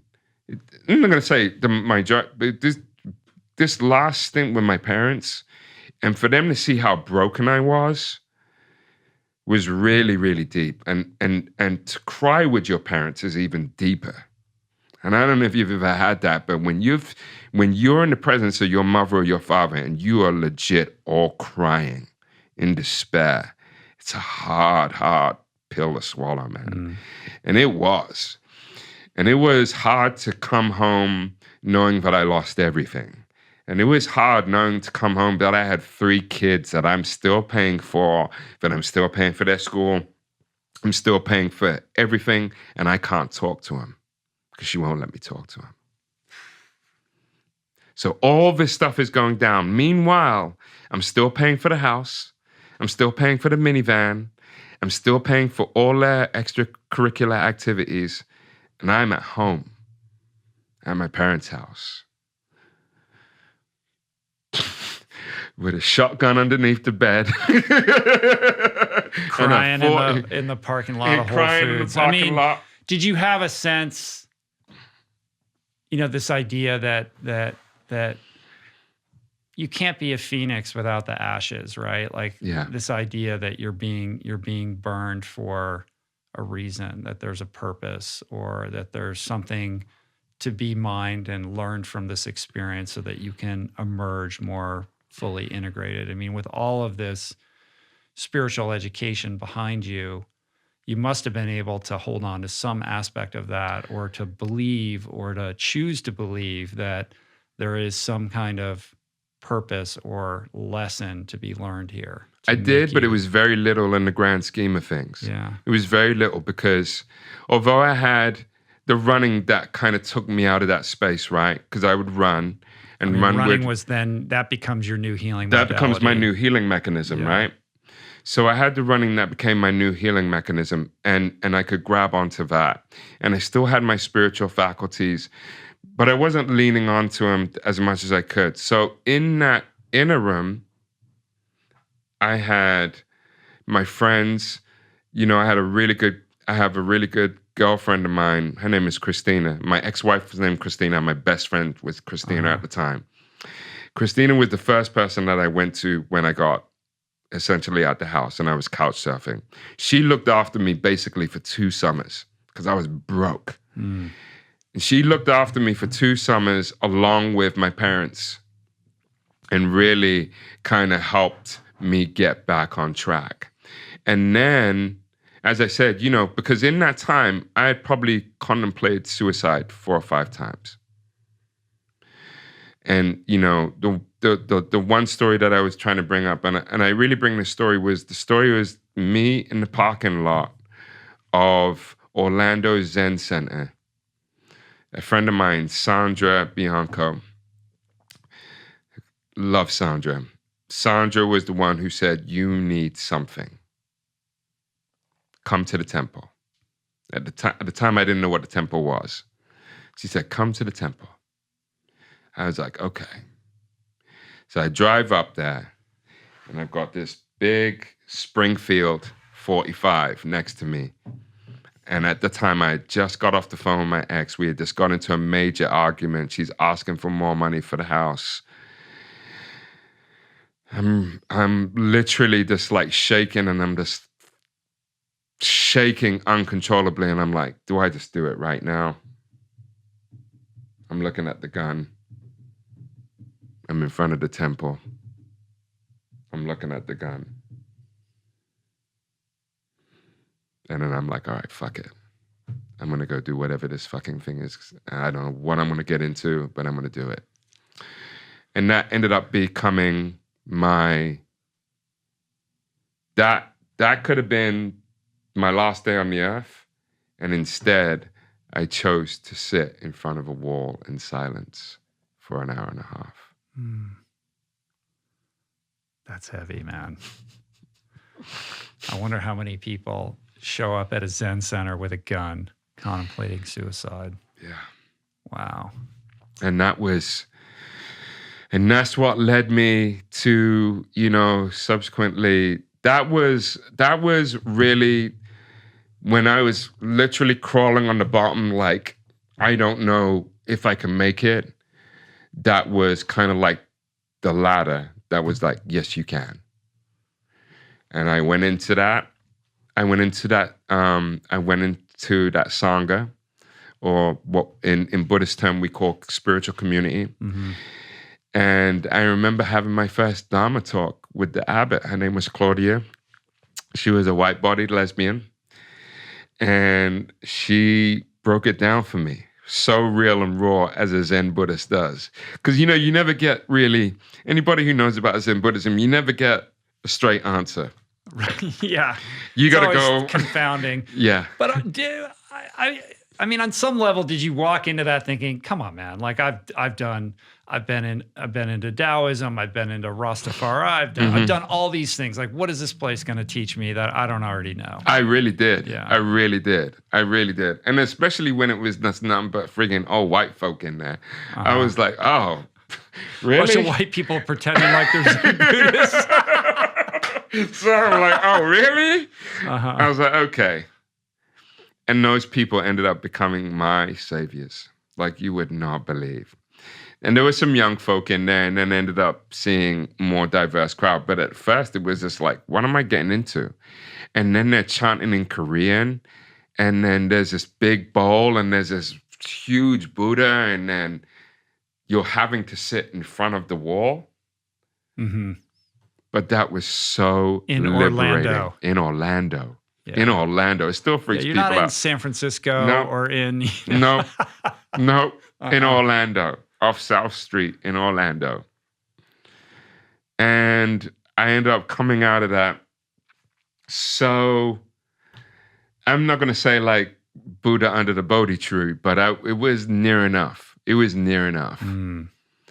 And I just came out of that, and it was powerful. So came out of that meaning your first session, or that was the first session. That was the first session. It was that quickly that it was that deep. It was that deep. It was so profound. Being in silence for an hour and a half, and then to talk to that abbot, and the words that she left me, because I gave it to her. I was literally like, I had nowhere to turn. Like, this was it for me. And she was like, I don't know if it's going to be it for you. Uh-huh. But you're going to realize sooner or later if it really was. Like, fuck you. Right? Uh-huh. So I left out of that. I just came out of a relationship. And I was... I had a friend who had just died not too long back. I just got out of a serious relationship. I thought this girl was the one. Boom, boom, boom. And at the same time, I had a friend that we had conversed, and I just had a liking to her on Instagram, right? So lo and behold, this relationship that was just based on a friendship ended up kind of growing. And she was Buddhist too. So at this time, I'm finding so much love and compassion in this Zen center that it put me on a projection. And in this projection, I start meditating. Then I start meditating every day. And prior to this, meditation wasn't part of I had kind of put it under the rug because I was just dealing with real shit. Uh-huh. Meditation was there, but it wasn't really in the way that I was moving now. Because meditation was there and I would meditate, but it was like, this ain't working.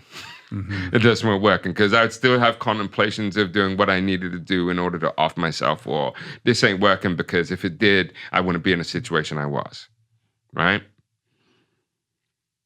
But then it became my solace. So now I've got meditation, and then I have running. And I still have my friends here who were looking after me and kind of giving me advice and telling me you are going to make it. But it was really these two. So then these two suddenly started coming together slowly and surely. And then I started really seeing the power, because now I'm starting to feel good about myself. I'm starting to, if I can make an analogy of like a Gumby, you know those things that are doing like this so I was just flat. Now I'm starting to get air pumped in me. So now I'm starting to learn about compassion. Now I'm starting to learn about equanimity. Now I'm starting to learn about discernment in its highest regard. Now I'm learning about all these koans that are kind of interweaving, and I'm starting to use these koans in my life, and I'm starting to see things change. And now I'm showing up to court or showing up to these mediation battles with compassion. Mm. Now I'm dealing with my ex-wife with compassion. Oh, you don't want to let me talk to the kids? I'm good with that. I know it's going to happen because I'm doing good things. Mm-hmm. I'm paying bills. I'm paying, even though I could have stopped and said, I'm not paying this, I'm not doing this. I was like, I'm going to do it. And then I started showing up to certain things. And I started showing up for myself.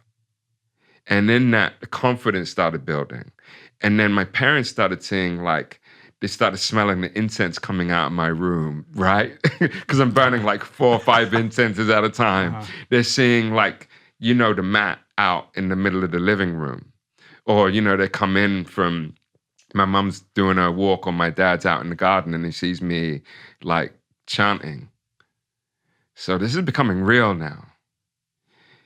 And now they're seeing it at work, because now my 15-minute breaks that I would be going in the bathroom crying, because I'm leading a team, like one of the biggest teams. I've become a global all-star, for Whole Foods, the 9 yards. I'm still breaking down, crying in the middle of my work sessions. But now that breakdown is now me meditating in the break room. Mm. And now other people are seeing me meditate. And now they're asking questions. And then that was like the phoenix starting to get his or her, wings back. And then all this hate and resentment and aggression started transmutating, right? So all those base metals started changing into gold, slowly but surely. And then I met this woman. And she's like, come to LA. Never been to LA in my life. Mm-hmm. And at this time, I'm still working. Now I'm working 4 jobs. Now I'm still working Whole Foods 40 hours a week. I'm working Massage Envy 25 hours a week. I'm working Lyft like 10, 15 hours a week. And then I'm just doing odd jobs here and there for the homies. So it's like 80, 90 hours a week of work. And then in between that, just your practice. I'm just and your running. My practice and my running. And are you able to register or calibrate in your own mind the changes that you're undergoing? Or there's a thing in the recovery community where you don't feel like you're making progress, and it's only when it's reflected back to you from other people, because you can't see it on a day-to-day basis, and you don't feel like you're making progress, and other people will be like, you look different, or you're holding yourself differently.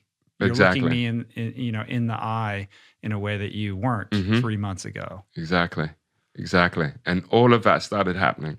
All of that. And it was just a change. I had a really good friend named Zach who is, he was like ETN, but in the Florida version, right? And he lived in a place called New Smyrna, which is right outside of Orlando.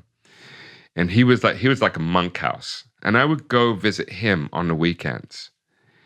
And it was just really great, because I would have a spiritual brother who was locked in just like me. And we would meditate together, and just hours and hours we'd cook food and just talk. And that was so good for me, because in this time now, all this stuff is happening. Now I'd started seeing my kids, and I would get them every other weekend. Mm-hmm. So, you know, one of the biggest things was, how do I support my kids on such a minimum? You know, there would be times I would have to save, you know, $10 to $20 just to make sure that I had enough on the weekend to make sure that I would look after them, because all my money was elsewhere. Wow. So, you know, that was really good, but it was really good because I started becoming a parent. I was a parent, but I wasn't really a parent. I was a parent because now there was no ex-wife telling me what to do. It was me holding my kids. So I had relationships with all of them, and it was rough, and it was hard for them. It was hard for them to see me in such a sunken state. But as the Buddhism evolved, I started evolving as a human, and it started making the relationships with them even more pliable and more tangible. And then I was teaching them the things that I was learning. And at that time, you know, you're teaching a little 12-year-old that at the time, my oldest one was 12, and she was like, what the hell are you talking about? My 8-year-old is like, Dad, I just want to watch Peppa Pig. I could care less what you're doing. But they started to see a change in me. And you know, my daughter now is so in the know now that we can have these conversations and talk about Buddhism and, you know, all the stuff that's happening. But they had to see it. And as I grew, I started having more confidence in myself and started realizing that let's get back to that spiritual faculty. So then I grew. And as that practice grew, the running grew, then I found I found Aikido. And at the time, because you don't have enough going on, right? Come on, man. I need a new modality. Yeah, new modality. So I found Aikido. So Aikido was amazing because I'm going through the Zen Buddhism and we're going through Aikido and boom, boom, boom. So then I meet this girl in LA, and she just rocks my sock off. She flies me out here. And we have this love affair. You met her on Instagram? On Instagram. So we have this love affair, right? But here I am. I'm still a householder. I'm still, you know, I'm not really cool, right? I'm not cool. I'm still wearing dad jeans. I'm still, you know what I mean? I'm still, because I can't afford anything. I can't afford new clothes. You weren't rocking like all the fly shit that you wear now. Not at all. Yeah, not at all. Because I'm like, you need to take me shopping, dude. You got to sort out my closet because you got to go on. Come on. I see you. And we were joking during the shoot. We were talking about our daughters because our daughters are about the same age. And I was expressing, you know, my challenges in trying to connect with them. And you're like, dude, my daughters don't think I'm cool. And I'm like, if your daughters don't think you're cool, we're all hopeless. No.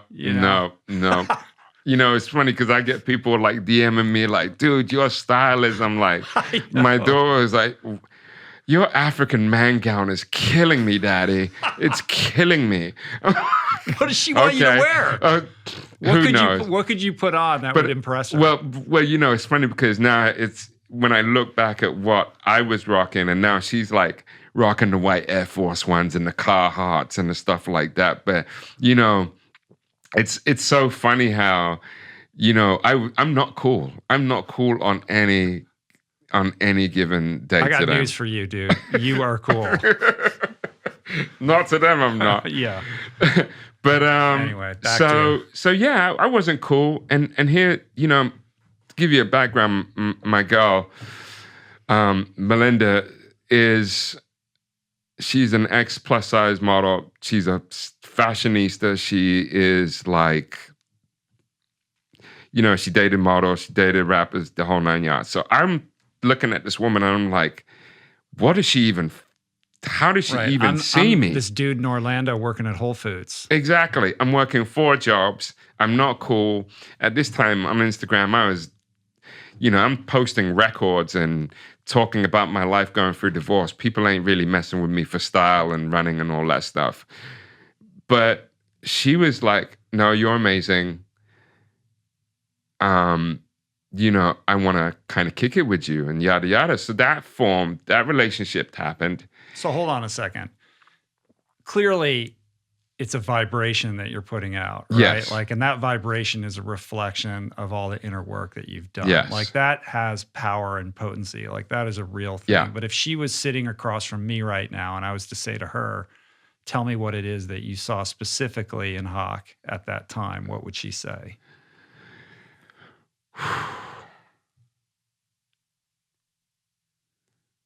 I think she would probably say, I saw a power that he didn't see that he had in himself. Exactly. Yeah. She would probably say that. I saw a power and a light that he didn't see that I saw. Mm. And I got to credit. I mean, I tell people all the while, that's my business manager. That's my lawyer. That's my, when you, and I know you have a strong, amazing wife, so and we talk about this in therapy because that's another thing that was a game changer for me was therapy. But we talk about this all the while, like she is legit like the first woman that I have ever been with that has made me feel that I can achieve and do anything in all of its totality. The first. And probably kick your ass too. And kick my ass at the same time. That's the best combination. Yeah. It's not the easiest. It's not the easiest. It's not the easiest. Uh-huh.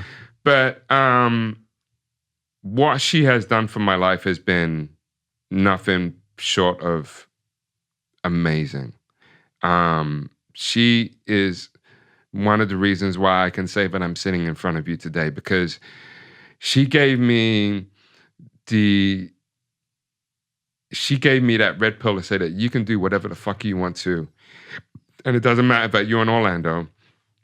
And it doesn't matter that you're working all of these jobs, yada, yada. If you want it, you can have it. It's all up to you. But I can tell you that you're going to get it. And I'm going to help you get it. Mm. So something really major happened between me and my ex. And I'm in Orlando, and the relationship's great. Running's great. Buddhism's great. The martial arts are great. But I'm still not where I'm still working 4 jobs. I'm still not making the money that I'm, child support is coming out of every paycheck. I'm barely cutting the mustard. And then something really cataclysmic happens that really offsets my whole being with this divorce and yada, yada. And I made the decision, and it was such a hard decision to leave my kids in Orlando. But I wasn't getting anywhere. And in order for me to be the best person that I had to be for them, I had to leave. I had to leave Orlando. There had to be people who thought that was the wrong thing to do. Dude.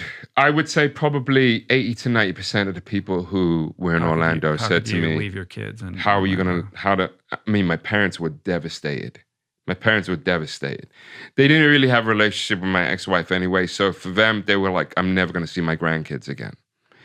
And then for my younger one, the 2 youngest, it really didn't really affect them, but it affected my oldest one. Where she really didn't want to mess with me. Mm-hmm. And that was a pivotal part of her life, right? She was 12 years old, I think, at the time. 11 or 12. So it was a pivotal part of her life. And she'd seen all the stuff that had gone on in the space of me and her mother being divorced. They'd gone through a lot as kids. And then here you are now, your dad's about to move to LA. And then on top of that, I have all these people telling me, you're not going to make it. It's super expensive. You're working 4 jobs. How the fuck do you think you're going to make it in LA? Right. Right? Where the rent's, 10 times what it is exactly. in Orlando. So I come to LA and, it was rough. That first year was really rough. And I was just trying to navigate myself. And then I'm still going through the heat of the divorce because the divorce is still going on. And then I'm meeting this woman who I'm madly in love with, but we never lived with each other. And then we got a stepson. Or I got a stepson now. Oh, wow. So you go from Instagram love affair, did you just move in with her directly? Yeah, directly. And then you're a stepdad. And then I'm a stepdad. Holy shit, dude. Right? That could have gone all kind of crazy ways. It could have gone sideways. all kind of crazy. Yeah. All kind of crazy. And, there's so many sidebars with, her previous marriage, divorce, how rough it was for her, and the thing that I love about my partner is that she has her own story of abuse and yada, yada. And her resilience and her power and her coming into this, and as rough as it was the first year,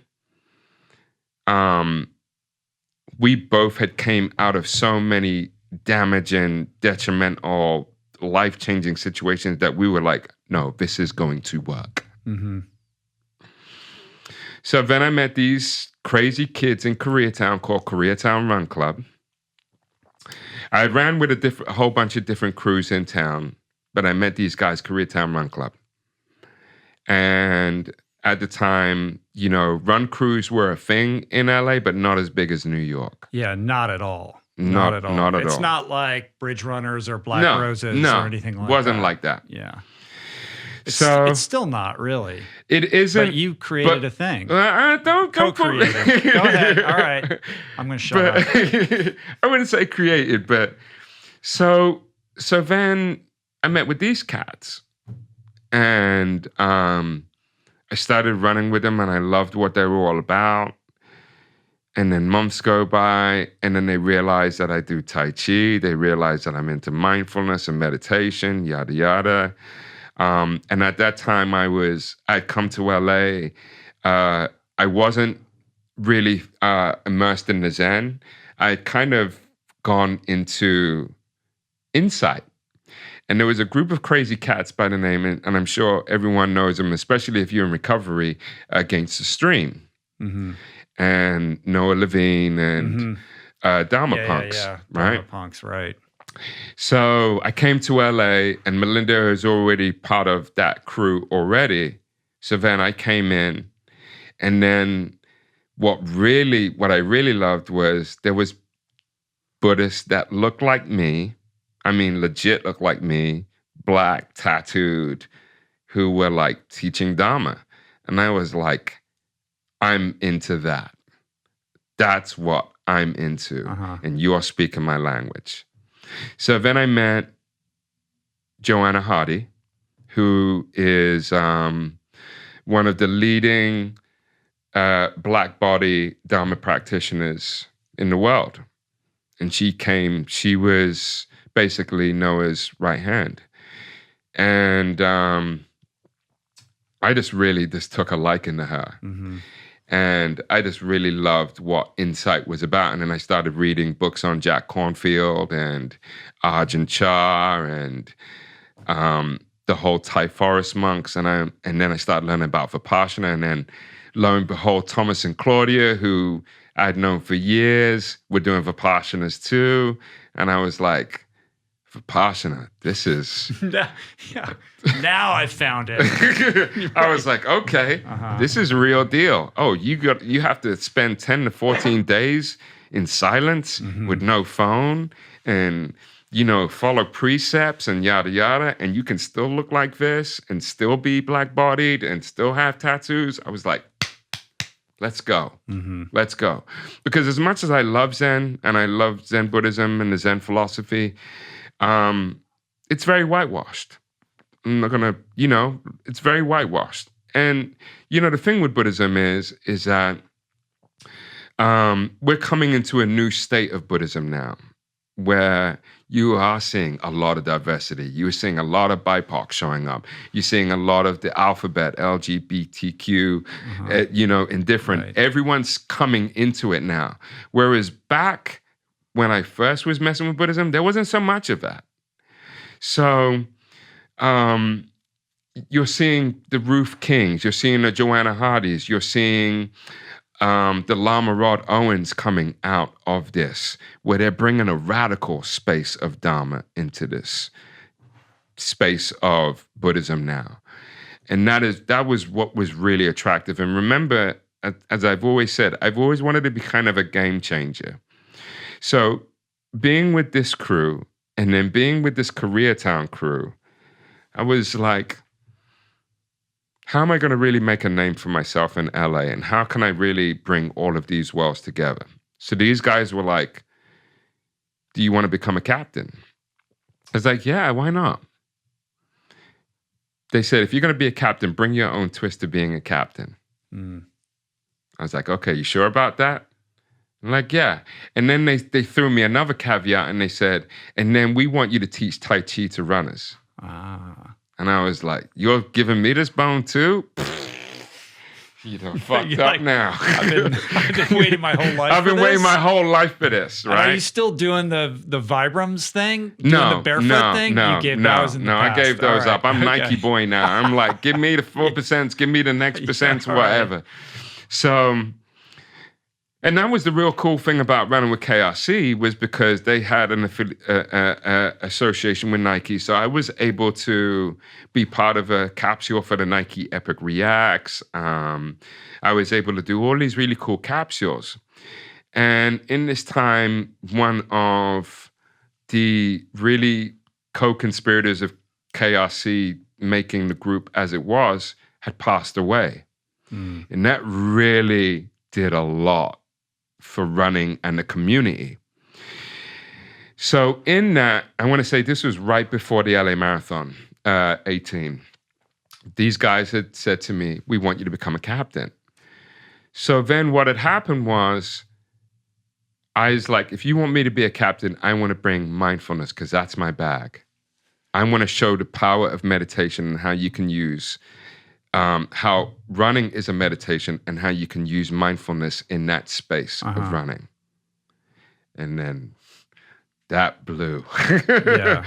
And yeah, the intersection of mindfulness and running was, I mean, how long ago was this? Oh God, this was, I mean, it had been going on, but 2018 was when I really started implementing so it. Not that long ago, but that's right when those two worlds were starting to intersect in a meaningful way. So it was almost like a right place, right time thing for you. Yeah. And you had this like robust, decades of experience leading up to this. And you're like perfectly suited to be that person. But I still had imposter syndrome. Had imposter syndrome because I'm in California. I'm in LA where there's everyone. You know what I mean? You got the Down to Santos, you got the TC Seafoods, you got every, you got all, you had a few big runners, my friend Marquise, you had the Noels, and then you started having, luminaries coming into LA. You started having the Noxies coming into LA now. You started having, people started taking, this is what LA is about. You had the Blacklist. Blacklist is a really big run crew out here. And then you had KRC now. Is Blacklist the one that's downtown? Yes. Yeah. So, but then KRC had this big Nike Epic React shoe. People have started knowing about Kathleen through run crew culture.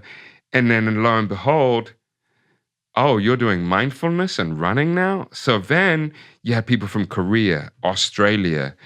Then people started coming and doing articles on the crew and then articles on me and how I was bringing this intersection of mindfulness and running. So before you know it, I went from being this kind of small-time crew captain to now I'm on a magazine in France. I'm on a magazine, spiritual run gurus of LA or, the world. And then I had this company, this Tempo magazine from Australia came out. They did a whole bit on KRC. Then they came out and did a story on me. So then the next thing you know, I'm getting podcast requests. People are asking, come on this podcast. And then I'm doing little pop-ups of mindfulness running collabos. And then these group of crazy Mexican brothers call me and they're like, hey, we love what you're about. Do you want to come run in Chiapas and teach mindfulness to runners? And I was like, yeah. You'd never run on a trail once. Never. Yeah. Right. And here I am It's in the nuts. middle of Chiapas, running in the jungle.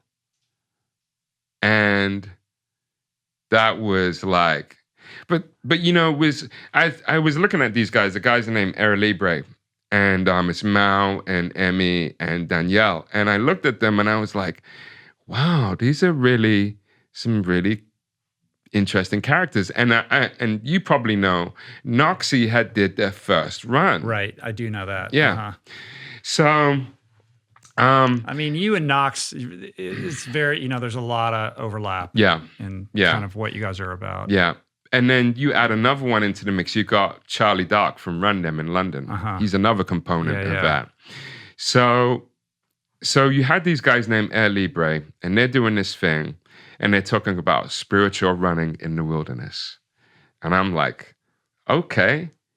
So we start this internet conversation, and the next thing you know, they're like, we want you to come to Chiapas. We want you to lead this thing in Chiapas with us. I was like, count me in. Never been to Mexico, never been, you know, hadn't even, the element of traveling was so foreign to me. Like 8 years ago, my parents had given me money to redo my passport, my English one and my American one. And I ended up spending it on the mortgage or something like that. Because my ex-wife told me a long time ago, if you're thinking about traveling, it ain't happening. You're a stay-at-home dad. Yeah. That's all you need to think about. Well, the other thing that's interesting, unlike Knox, you're not out like crushing it, you know, on the track or on the road. You're not out, you know, standing on the podium at ultras or anything like that. Like you're, you know, you're like middle of the pack dude. Yeah. Had you even run a marathon? Like, I'd run one marathon. One marathon. Okay. And I'm literally. So the balance, like it's really tipped toward the spiritual side and the education side of this. And it's not about like the running pedigree, other than the fact that you're like a running enthusiast who loves running and running culture. Well, you know, it was deep because I was really like, you know, I was fanboy to Noxie and Charlie and all these guys, and I was just like, wow, they got run crews, and they're like, you know, I'm looking at Noxie. Noxie is like cross country champion when he was 14, and you know, you got Charlie who started running when he was like in his late 20s, and now he's like running New York and Boston. And I'm like looking at these dudes, and here I am.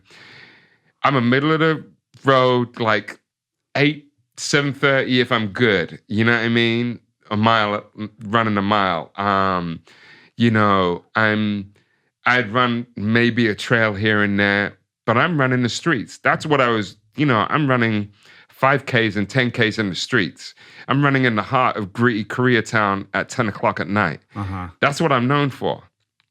That's what I was really known for, like city running. Like, did I have dreams and, you know, dreams of grandeur of running Boston and New York? Yeah, I did. But then what had happened was I started seeing an evil side of running.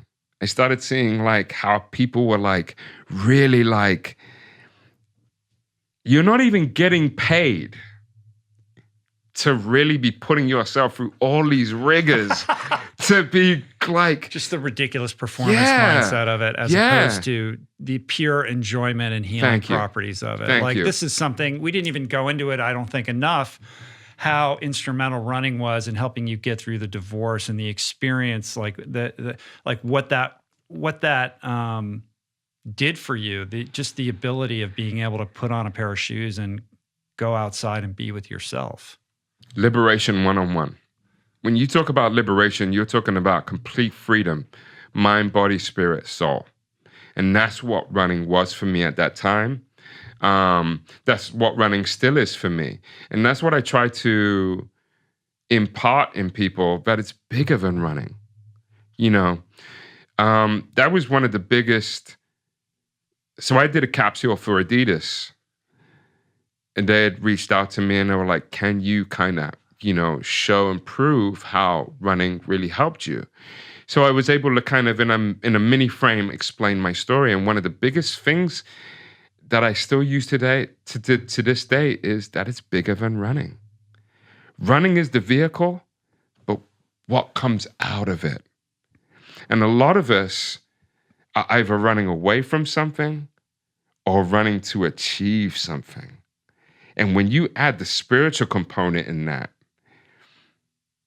you realize that it's not about the medal. The medal is nothing. Oh, you ran Boston in 2 hours and 50 minutes. Not to discredit those who are about that life and who want to do that. More power to you. But there's something that is so much more deeper when you run. And for me, as much as I was trying to chase that goal of, sub 3 and whatnot, I didn't give up on that. I just saw that there was a different angle to that. And I started seeing that there were other people who saw running in the same way, that it's more spiritual. There is a spiritual essence and component of running. There is a dynamic aspect to running when you are able to tune the mind, because it's really a form of mental gymnastics. It really is a form of meditation in itself. And when you take away the watch, take away the Garmin, the Sun2, or whatever, and you just run a long piece of road, it is this you, your body, your breath, and your spirit, and lastly, your mind. And your mind can either dictate you and tell you, oh, I'm not going to make it a mile or 2 miles or 20 miles or 70 miles, or you can put your mind as the co-pilot and have that synergy with your mind and work together and get to that finish line. And that's what I was able to do in the aspect of taking the mind and letting the mind dictate and tell me, no, Hawk, you can't do this, and took the mind out and used it as a vehicle along with my body, and then put it together with my spirit and made a cohesion to where now I say it's bigger than the running because there's so much more value in the run. Yeah. Now I can find and answer questions. I can answer questions on my own life. I can break down, okay, why is my marriage not working? Why is this not working? Okay, I can do this to make better sense of how I talk to my child. Oh, this is a different factor. Just taking the earbuds out, because that was another piece. I used to run with music, and then I took the music out, and then I started listening to the birds, and then I started listening to my breath and listening to my feet on the concrete, and then that's when it made sense. And I was like, this is why they come hand in hand. So beautifully put. It's about the relationship with yourself. Yes. Right? And irrespective of whether you're winning races or coming in last place, what did that experience of putting one foot in front of another teach you about who you are and who you can be? Exactly. And I think that does get missed in our culture of biohacking and GPS devices and the like. When we strip it all away, like I'm in the process, like you went from the barefoot to the, to the Nikes. I'm kind of going back because I never went through the barefoot phase, and I want to feel what that is like. Yeah. And I'm trying to retrain myself to run in that way. And I'm leaving the Garmin at home, and I'm just going out stripped down, like full analog. Yeah. And there's and you feel naked at first. You're like, well, it doesn't count if it's not on Strava and all of that. And it's like, well, all right, well, what is that discomfort about? What am I, why do I feel an attachment to that? Like, what is that telling me about my ego? Where is the lesson in humility here? How can I be more connected to my environment and to myself? How can I tap into a deeper sense of wholeness and oneness with everything? And that's really what running is about, right? You just hit it right on the head. You hit it right on the head. Whether you're in Koreatown or you're in the Santa Monica Mountains or in Chiapas, that is available to everybody. And I heard you say this in another podcast, like it's free. Yeah. You got to buy the shoes. You got to buy a pair of shorts. But then after that, it's free. That's it. And again, when we talk about liberation, what is liberation? It's total freedom.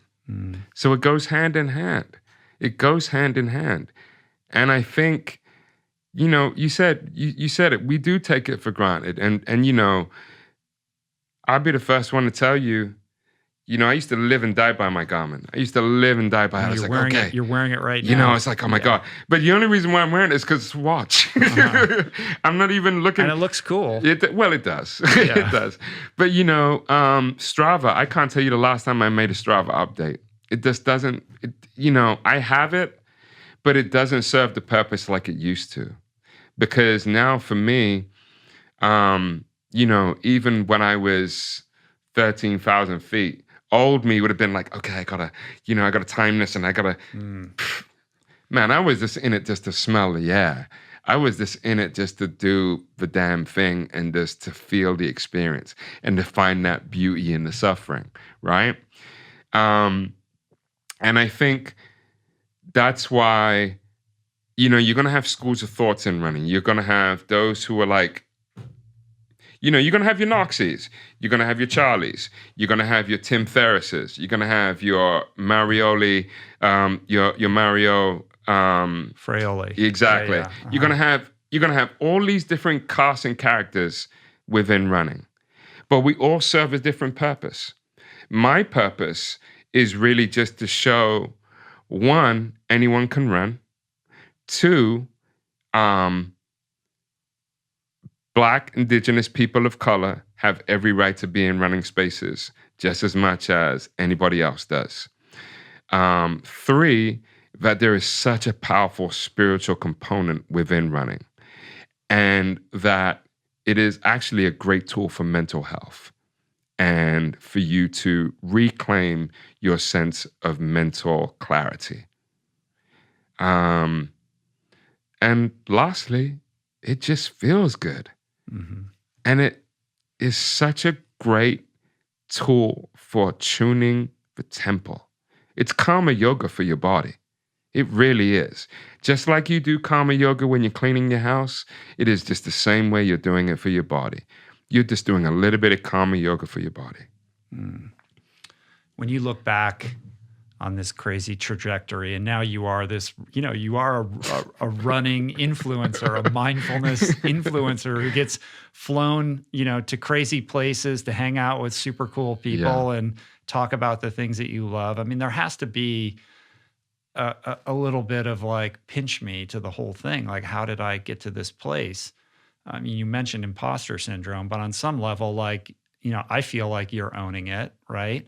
And when you look back and think about that time that you're sitting in the parking lot at Whole Foods and crying in your car, you have to know that like there was this, maybe not a plan, but there's a thread, like there's a through line, there's a theme to all of this that have led you to this place. And yes, when you look backwards, it's always 2020. It looks like everything, all these experiences that you've had have created this like incredibly nutritious soup that have contributed to you being, the person that you are, like the only person actually who can like do what you do. Like you have this unique vibration and expression to, the advocacy that you share with everybody. But how do you like think about that? That's a really good question. Man, it's, I think for me, it took me 46 years to get like, I do have those pinch myself moments. Like, I was just talking to Brian Levine from 10,000, who they told me to give you a little wink, wink, nudge, nudge. Yeah. I love those guys. I was just talking to Brian yesterday, and he was just like, just so great to have you on board, and what you're doing for running, and this, you've really, and I had to really just look at myself and just like, man, is he talking about me?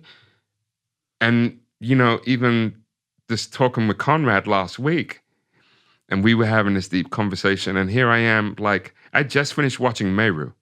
I just finished watching this guy, like, literally be a superhero, dude. Yeah, like he's hanging off a frigging cliff, like just eating couscous on a cliff for like something crazy like 17 days, and here he is, just like telling me it was such an honor being in your space. And I think about those times when I was in that car park. And I think about the times when, I think about the time when I told my parents that I was leaving and the howl that my dad made, like crying, like, are you fucking kidding me? But here I am at 46, having conversations with Rich Roll,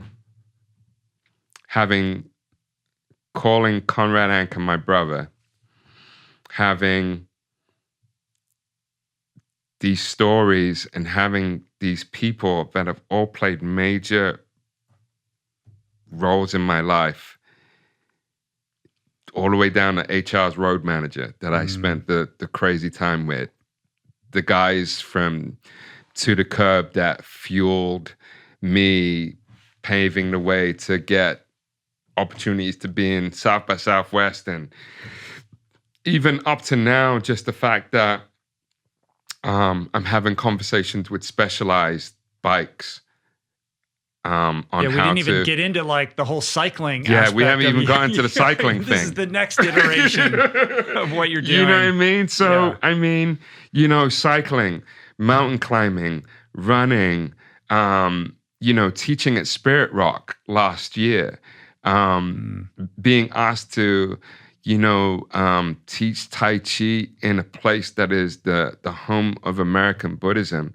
to teach with, to have somebody like Jack Cornfield following me, to have, it's this, if you'd have told me this 8-9 years ago when I was working 4 jobs and thinking to myself, there was no way that I'm going to be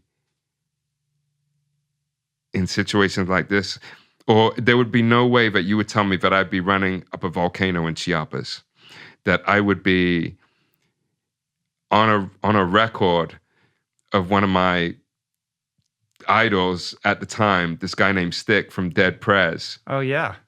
And then I'm on his album. That's pretty cool. At 46 fellow years vegan old. Too. Yeah, fellow vegan. Yeah. And I'm talking to my 16-year-old, and we're just talking about life. And I told her about the situation of me being in Wyoming, and she was the one who told me to do it. There's these things I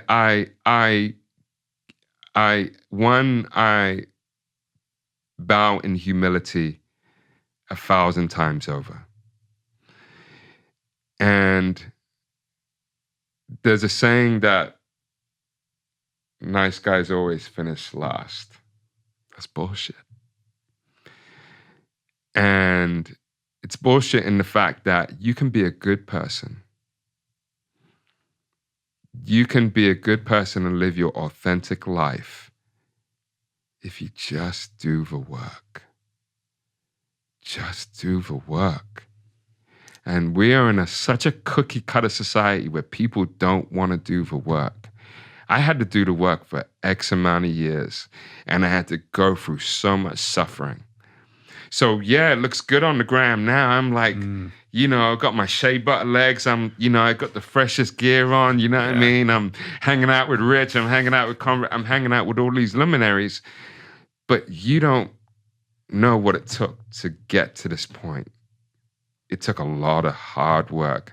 It took a lot of years of thinking that I was a failure, thinking that I couldn't make it, to now where I just, as I said, I talk to my plants. I sage I sage my girl. I sage me. I sage the house. I do these rituals where I, mess with my little sound bowl and I meditate and I just give thanks, man, because I paid into my karmic bank without even knowing it.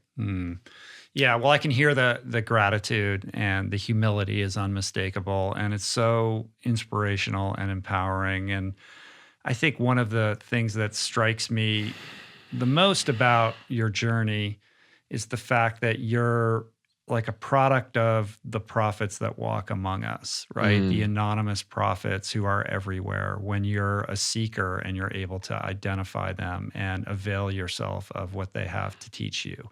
It's not like you said, I want to learn Aikido or Tai Chi or yoga or acupuncture, and I'm going to travel to, sit at the feet of the world master. You found these people in your community. You just bumped up against these people, and you had an openness and a willingness to say, I'm going to check this out. And, through 1,000 iterations and versions of that, it kind of forged you into the person that you've become. And I think what's instructive is the fact that these people are in our communities, right? Like you're in Orlando, you're working all these jobs, and you were able to find these people and carve the time out to, learn and grow.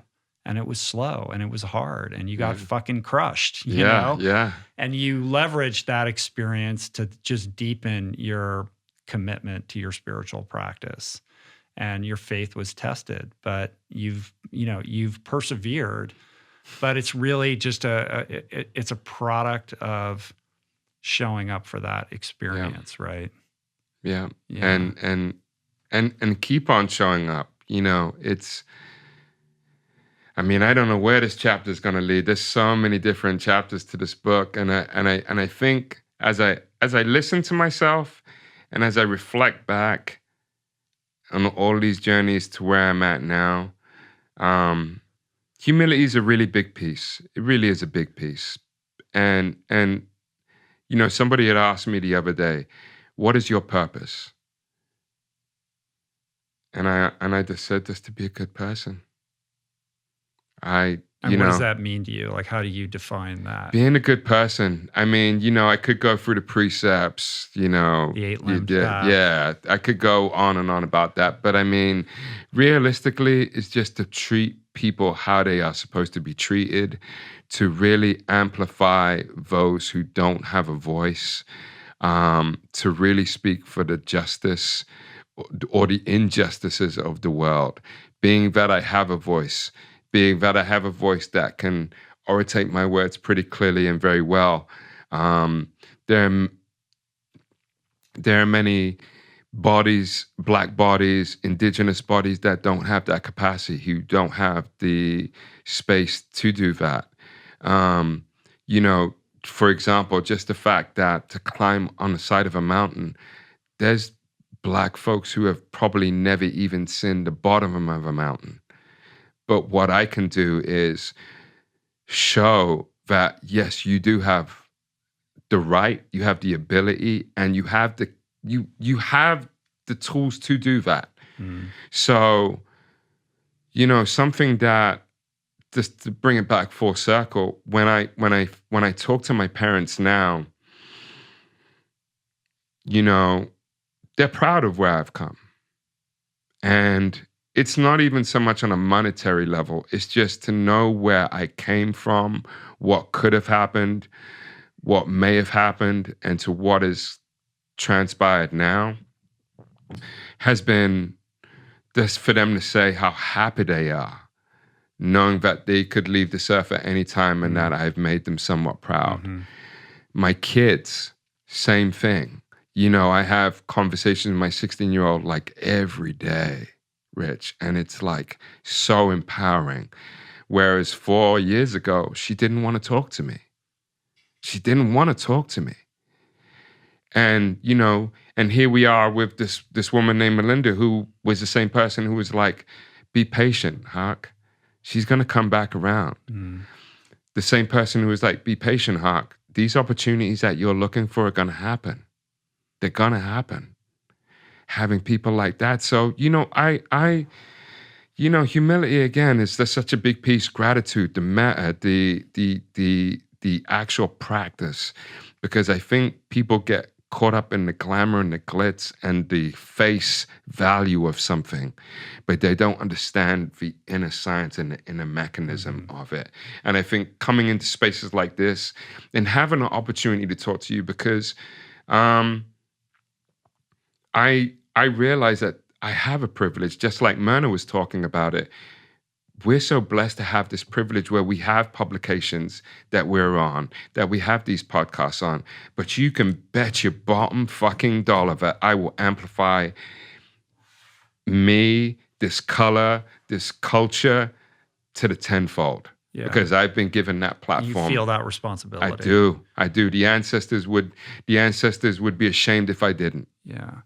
And so how does that translate into how you think about and communicate around what is happening in America right now? Like as a Black man in America and somebody who has been studying these various spiritual traditions for a long time that inform how you respond and react and talk about what's occurring. I'm interested in how you process all of that. I mean, we're in this incredible moment of upheaval, of social activism, of civil rights and civil rights violations. And I would imagine you wake up in the morning thinking long and hard about what is the right thing for me to say. Like, how do I fit in here? And what is my responsibility in terms of how I communicate and channel these spiritual principles? And how does that meet or gel with what's expected of me in this kind of crazy moment? Yeah. Like what I'm supposed to say. Yeah. And it's a great question, Rich. That's such a great question because, like just this morning I woke up and the first thing I post, one of the first things I post is this young brother named Toby Ngiwe, I think is pronounced saying is arrest the killers of Breonna Taylor, and it was one of the first things I posted. It's one of those things where it's tiring. It is tiring and it is very exhausting. Having to explain over and over. And I'm not saying just in this situation, because I love we're talking about this, but just in general, the landscape of the Black experience and the Black culture is that we're tired. And, I don't want to get on a kick because I've read some of the comments on YouTube with past people who talk about Black Lives Matter, and some of your people are like not having it. They're not feeling it. But hey, man, you know what I mean? Those people can say whatever they want. You know what I mean? But I hear what you're saying. Like I got that same sense from John Sally. He's like, I've been around this block so many times, man. Yeah. It's getting to a point where it's tiring, exhausting. It's very, to watch a dehumanizing of a race of people on a regular basis. There's a two-way street because I feel like there's a renaissance, so to speak, like Black excellence is at an all-time high. You're seeing, rest in paradise, Chadwick Boseman, but with Chadwick, with the Michael B. Jordans, the Jonathan Majors that are coming out, these Black actors that are coming out. You have Black scientists. You have Black Broadway actors and actresses. You're getting so much Blackness in its purest and most beautiful form, really in the public eye and lens and being showcased. At the same time, you're seeing the degradation and the dehumanization of Black folks in this country, the mass shootings and so forth. And how I've been able to navigate it in my space is something that a Black body that I know, Dr. Reverend Angela Kyoto, who brought out a pivotal book not too long back called Radical Dharma. And again, with Dr. Lama Rod Owens, just brought out a book, Rage with Fire. I'm leaning on a lot of my contemporary peers and people like Joanna. I'm leaning on them because I'm seeing how they're, navigating in their spiritual spaces. The Dr. Ruth Kings, and even going back to the James Baldwins and the Fred Hamptons, and just going back and studying George Jackson. Soledad Brother, the writings from him, I'm having to really realize that I do have a voice. And, I'll be the first one to tell you that I'm introverted, but I have a big mouth. Mm-hmm. Okay. I do have a big mouth. But I do feel that when you hold yourself in such a spiritual order, you have that rod, right? You have that stick that's holding your back up, that's holding you in front of the masses. That's like, I have to show up. Mm-hmm. I have to show up in my spiritual sense. At the same time, as much as I want to smash every racist asshole in the face, that's not dharmic of me. That's not going to work. So that's where the middle path comes in. And Buddha always talks about the middle path, right? That is where you're not just going full force in the asceticism, but you're not just being lackadaisical and being like, oh, well, Buddha will work it out. Mm-hmm. You have to meet somewhere in the middle. And I think my middle is really engaging my community in their spiritual practice and telling them, don't lose sight of your spiritual practice because it is what has got you here. It is your foundation. It is your way of holding yourself accountable, on holding your spiritual discipline accountable. At the same time, let your voice be heard, and let your voice be heard in a way that you are attacking the system in a different way. So if that means protesting, but doing a silent protest, then go ahead and do that. If it means attacking the system and attacking it from a different way, from a social justice standpoint, using your means of social activism as Instagram or Facebook or stuff like that, doing it on that medium, or being out in the streets and educating, you still have to have somewhat of a foundation. And that's where I feel like my Buddhism is my spiritual foundation on top of my activism.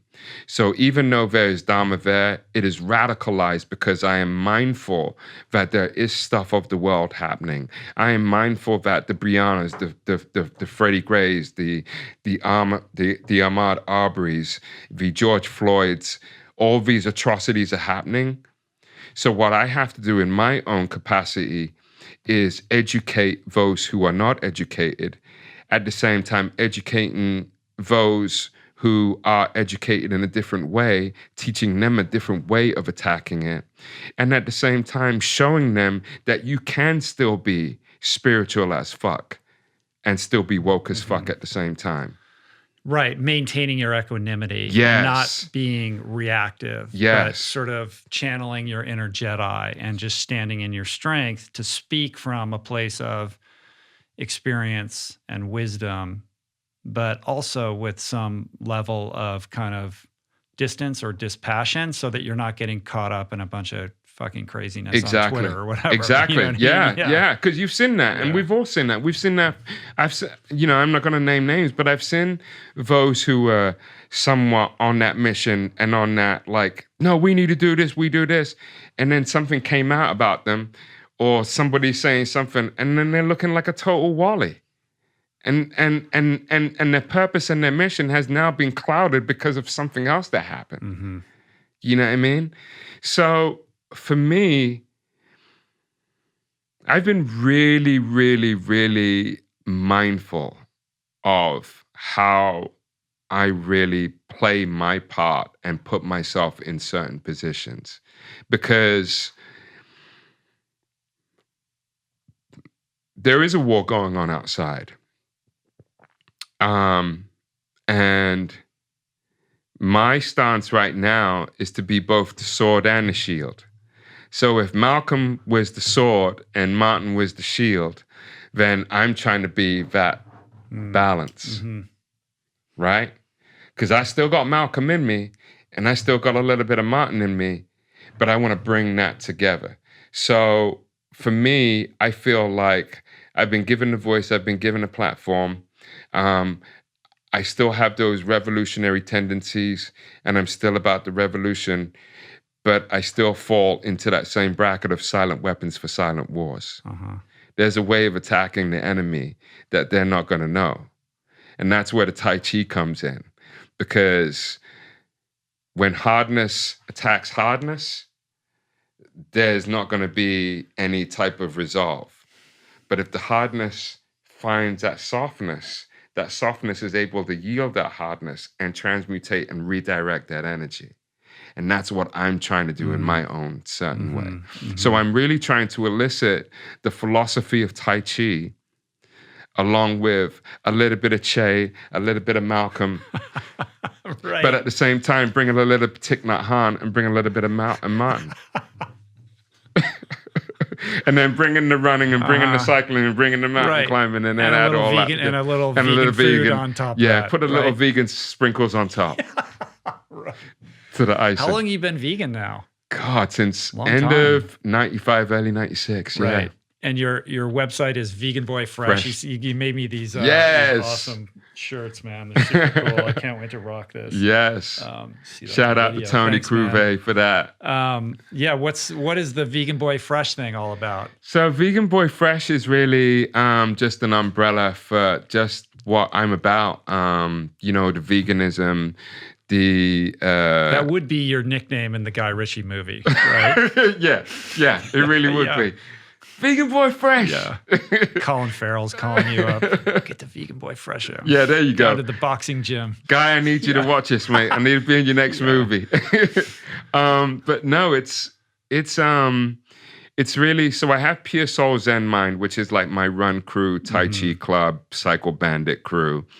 And then the umbrella is Vegan Boy Fresh, and that's kind of like, it's where I talk about mindfulness, spirituality, fashion, because I love fashion. My girl is a fashionista, so I got no choice.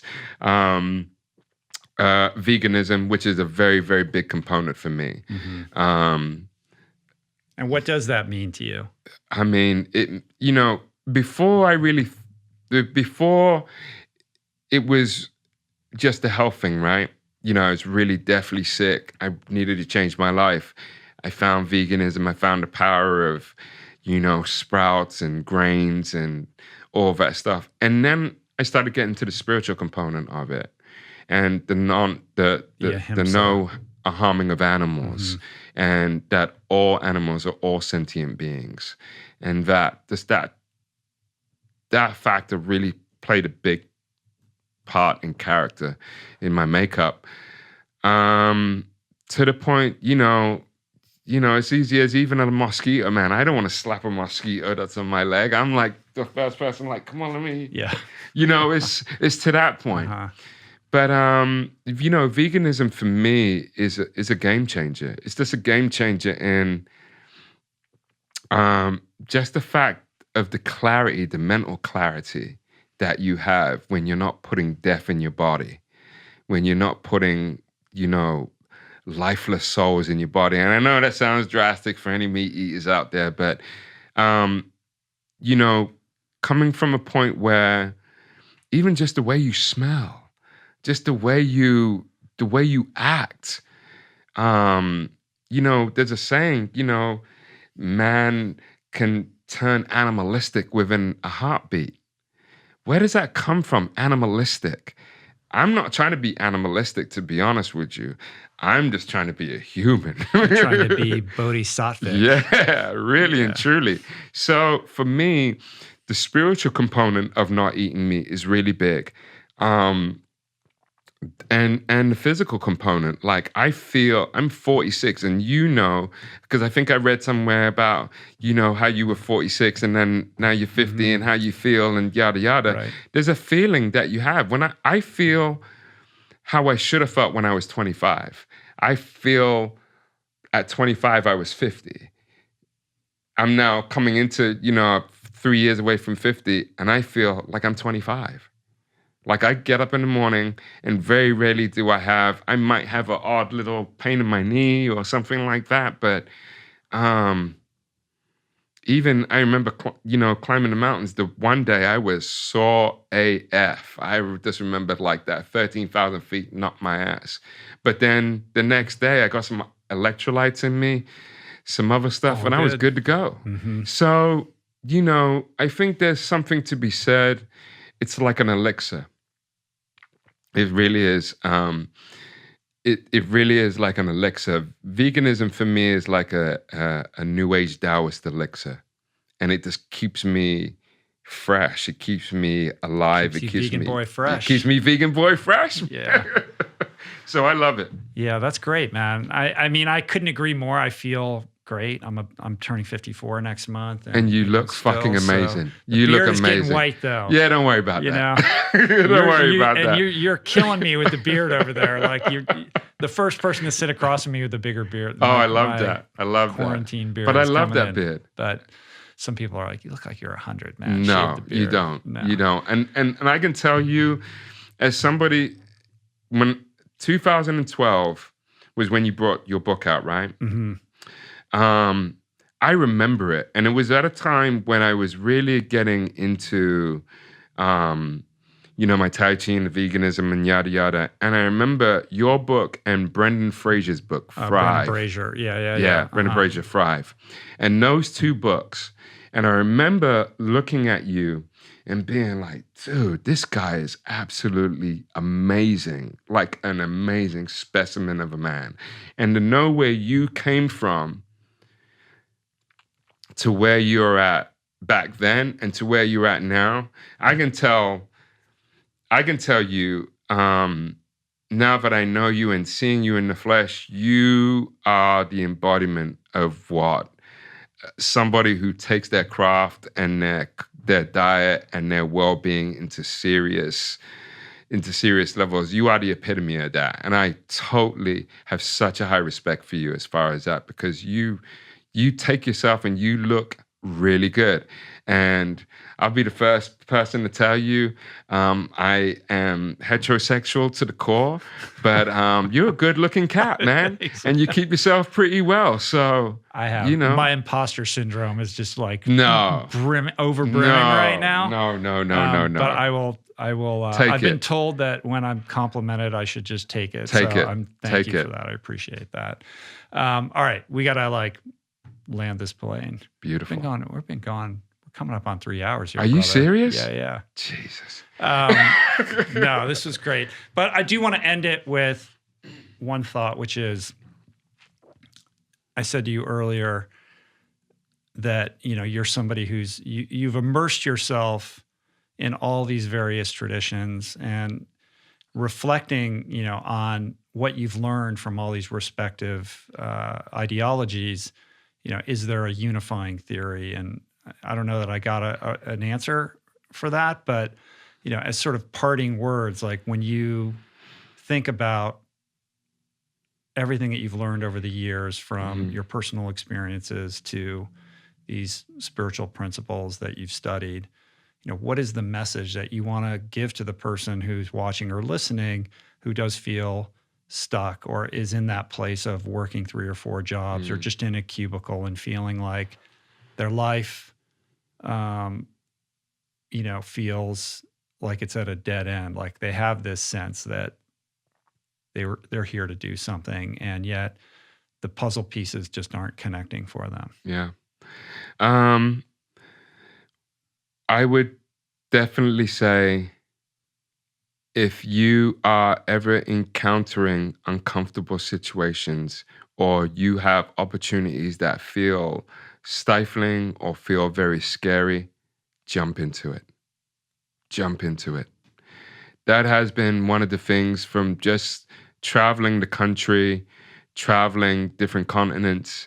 There's always been an air of me being kind of scared, nervous, and like, should I make this decision? And every time I talk myself out of it, something tells me, do it. And that little thing that always tells me to do it, I do it. And 10 out of 10 times, it has been the best decision that I have ever made. Those situations that look very, very, you might see that light at the end of the tunnel, and that light might be the size of a pinprick. The thing that I would tell you is crawl, walk, or run to that pinprick, because that pinprick is going to end up being the size of the sun sooner or later. But you have to know that that journey is worth it. And it's almost a liken to, I always tell people, like, my journey has been somewhat like Luke going to the Dagobah system. Mm-hmm. And I don't know what my purpose was for it. I don't know why I do what I do, but I'm glad that I did it. And I'm glad that I, went through the stages of my life that I did, whether uncomfortable, whether scary, whether dark. I'm glad that it brought me to where I was, because at the end of the day, I just said, fuck it, I'm going to do it. And I did it. Yeah, I think we all have that little voice in the back of our head, and most of us, myself included, we exert a lot of energy to quash it. Yeah. Rather than trying to find the courage to fertilize it a little bit. Mm-hmm. Yeah. And that's hard. It's hard because you have to go against basically, all the inertia of whatever circumstances you find yourself in order to pay attention to that Truly. Voice, because it's telling you to make changes, and change is hard. Change is hard. If you're not willing to undertake some change, shit ain't gonna change. Exactly. Yeah, right. What's the meaning of insanity? When you keep expecting different, you keep doing the same thing over and over again, expecting different results, and it comes out the same. Exactly. Yeah, and I think for me, that was one of the things that I realized, that I had to jump off that rabbit wheel. And jumping off that rabbit wheel was, I would jump into another rabbit wheel and then jump off until I realized, why do you keep jumping into that rabbit wheel? Mm-hmm. Mm-hmm. Right? And I think that was really big for me. But again, you got to tap in, and leaning into your spiritual faculties, tapping into it and not being afraid. And for men especially, we have this bravado where we feel like we can't be vulnerable.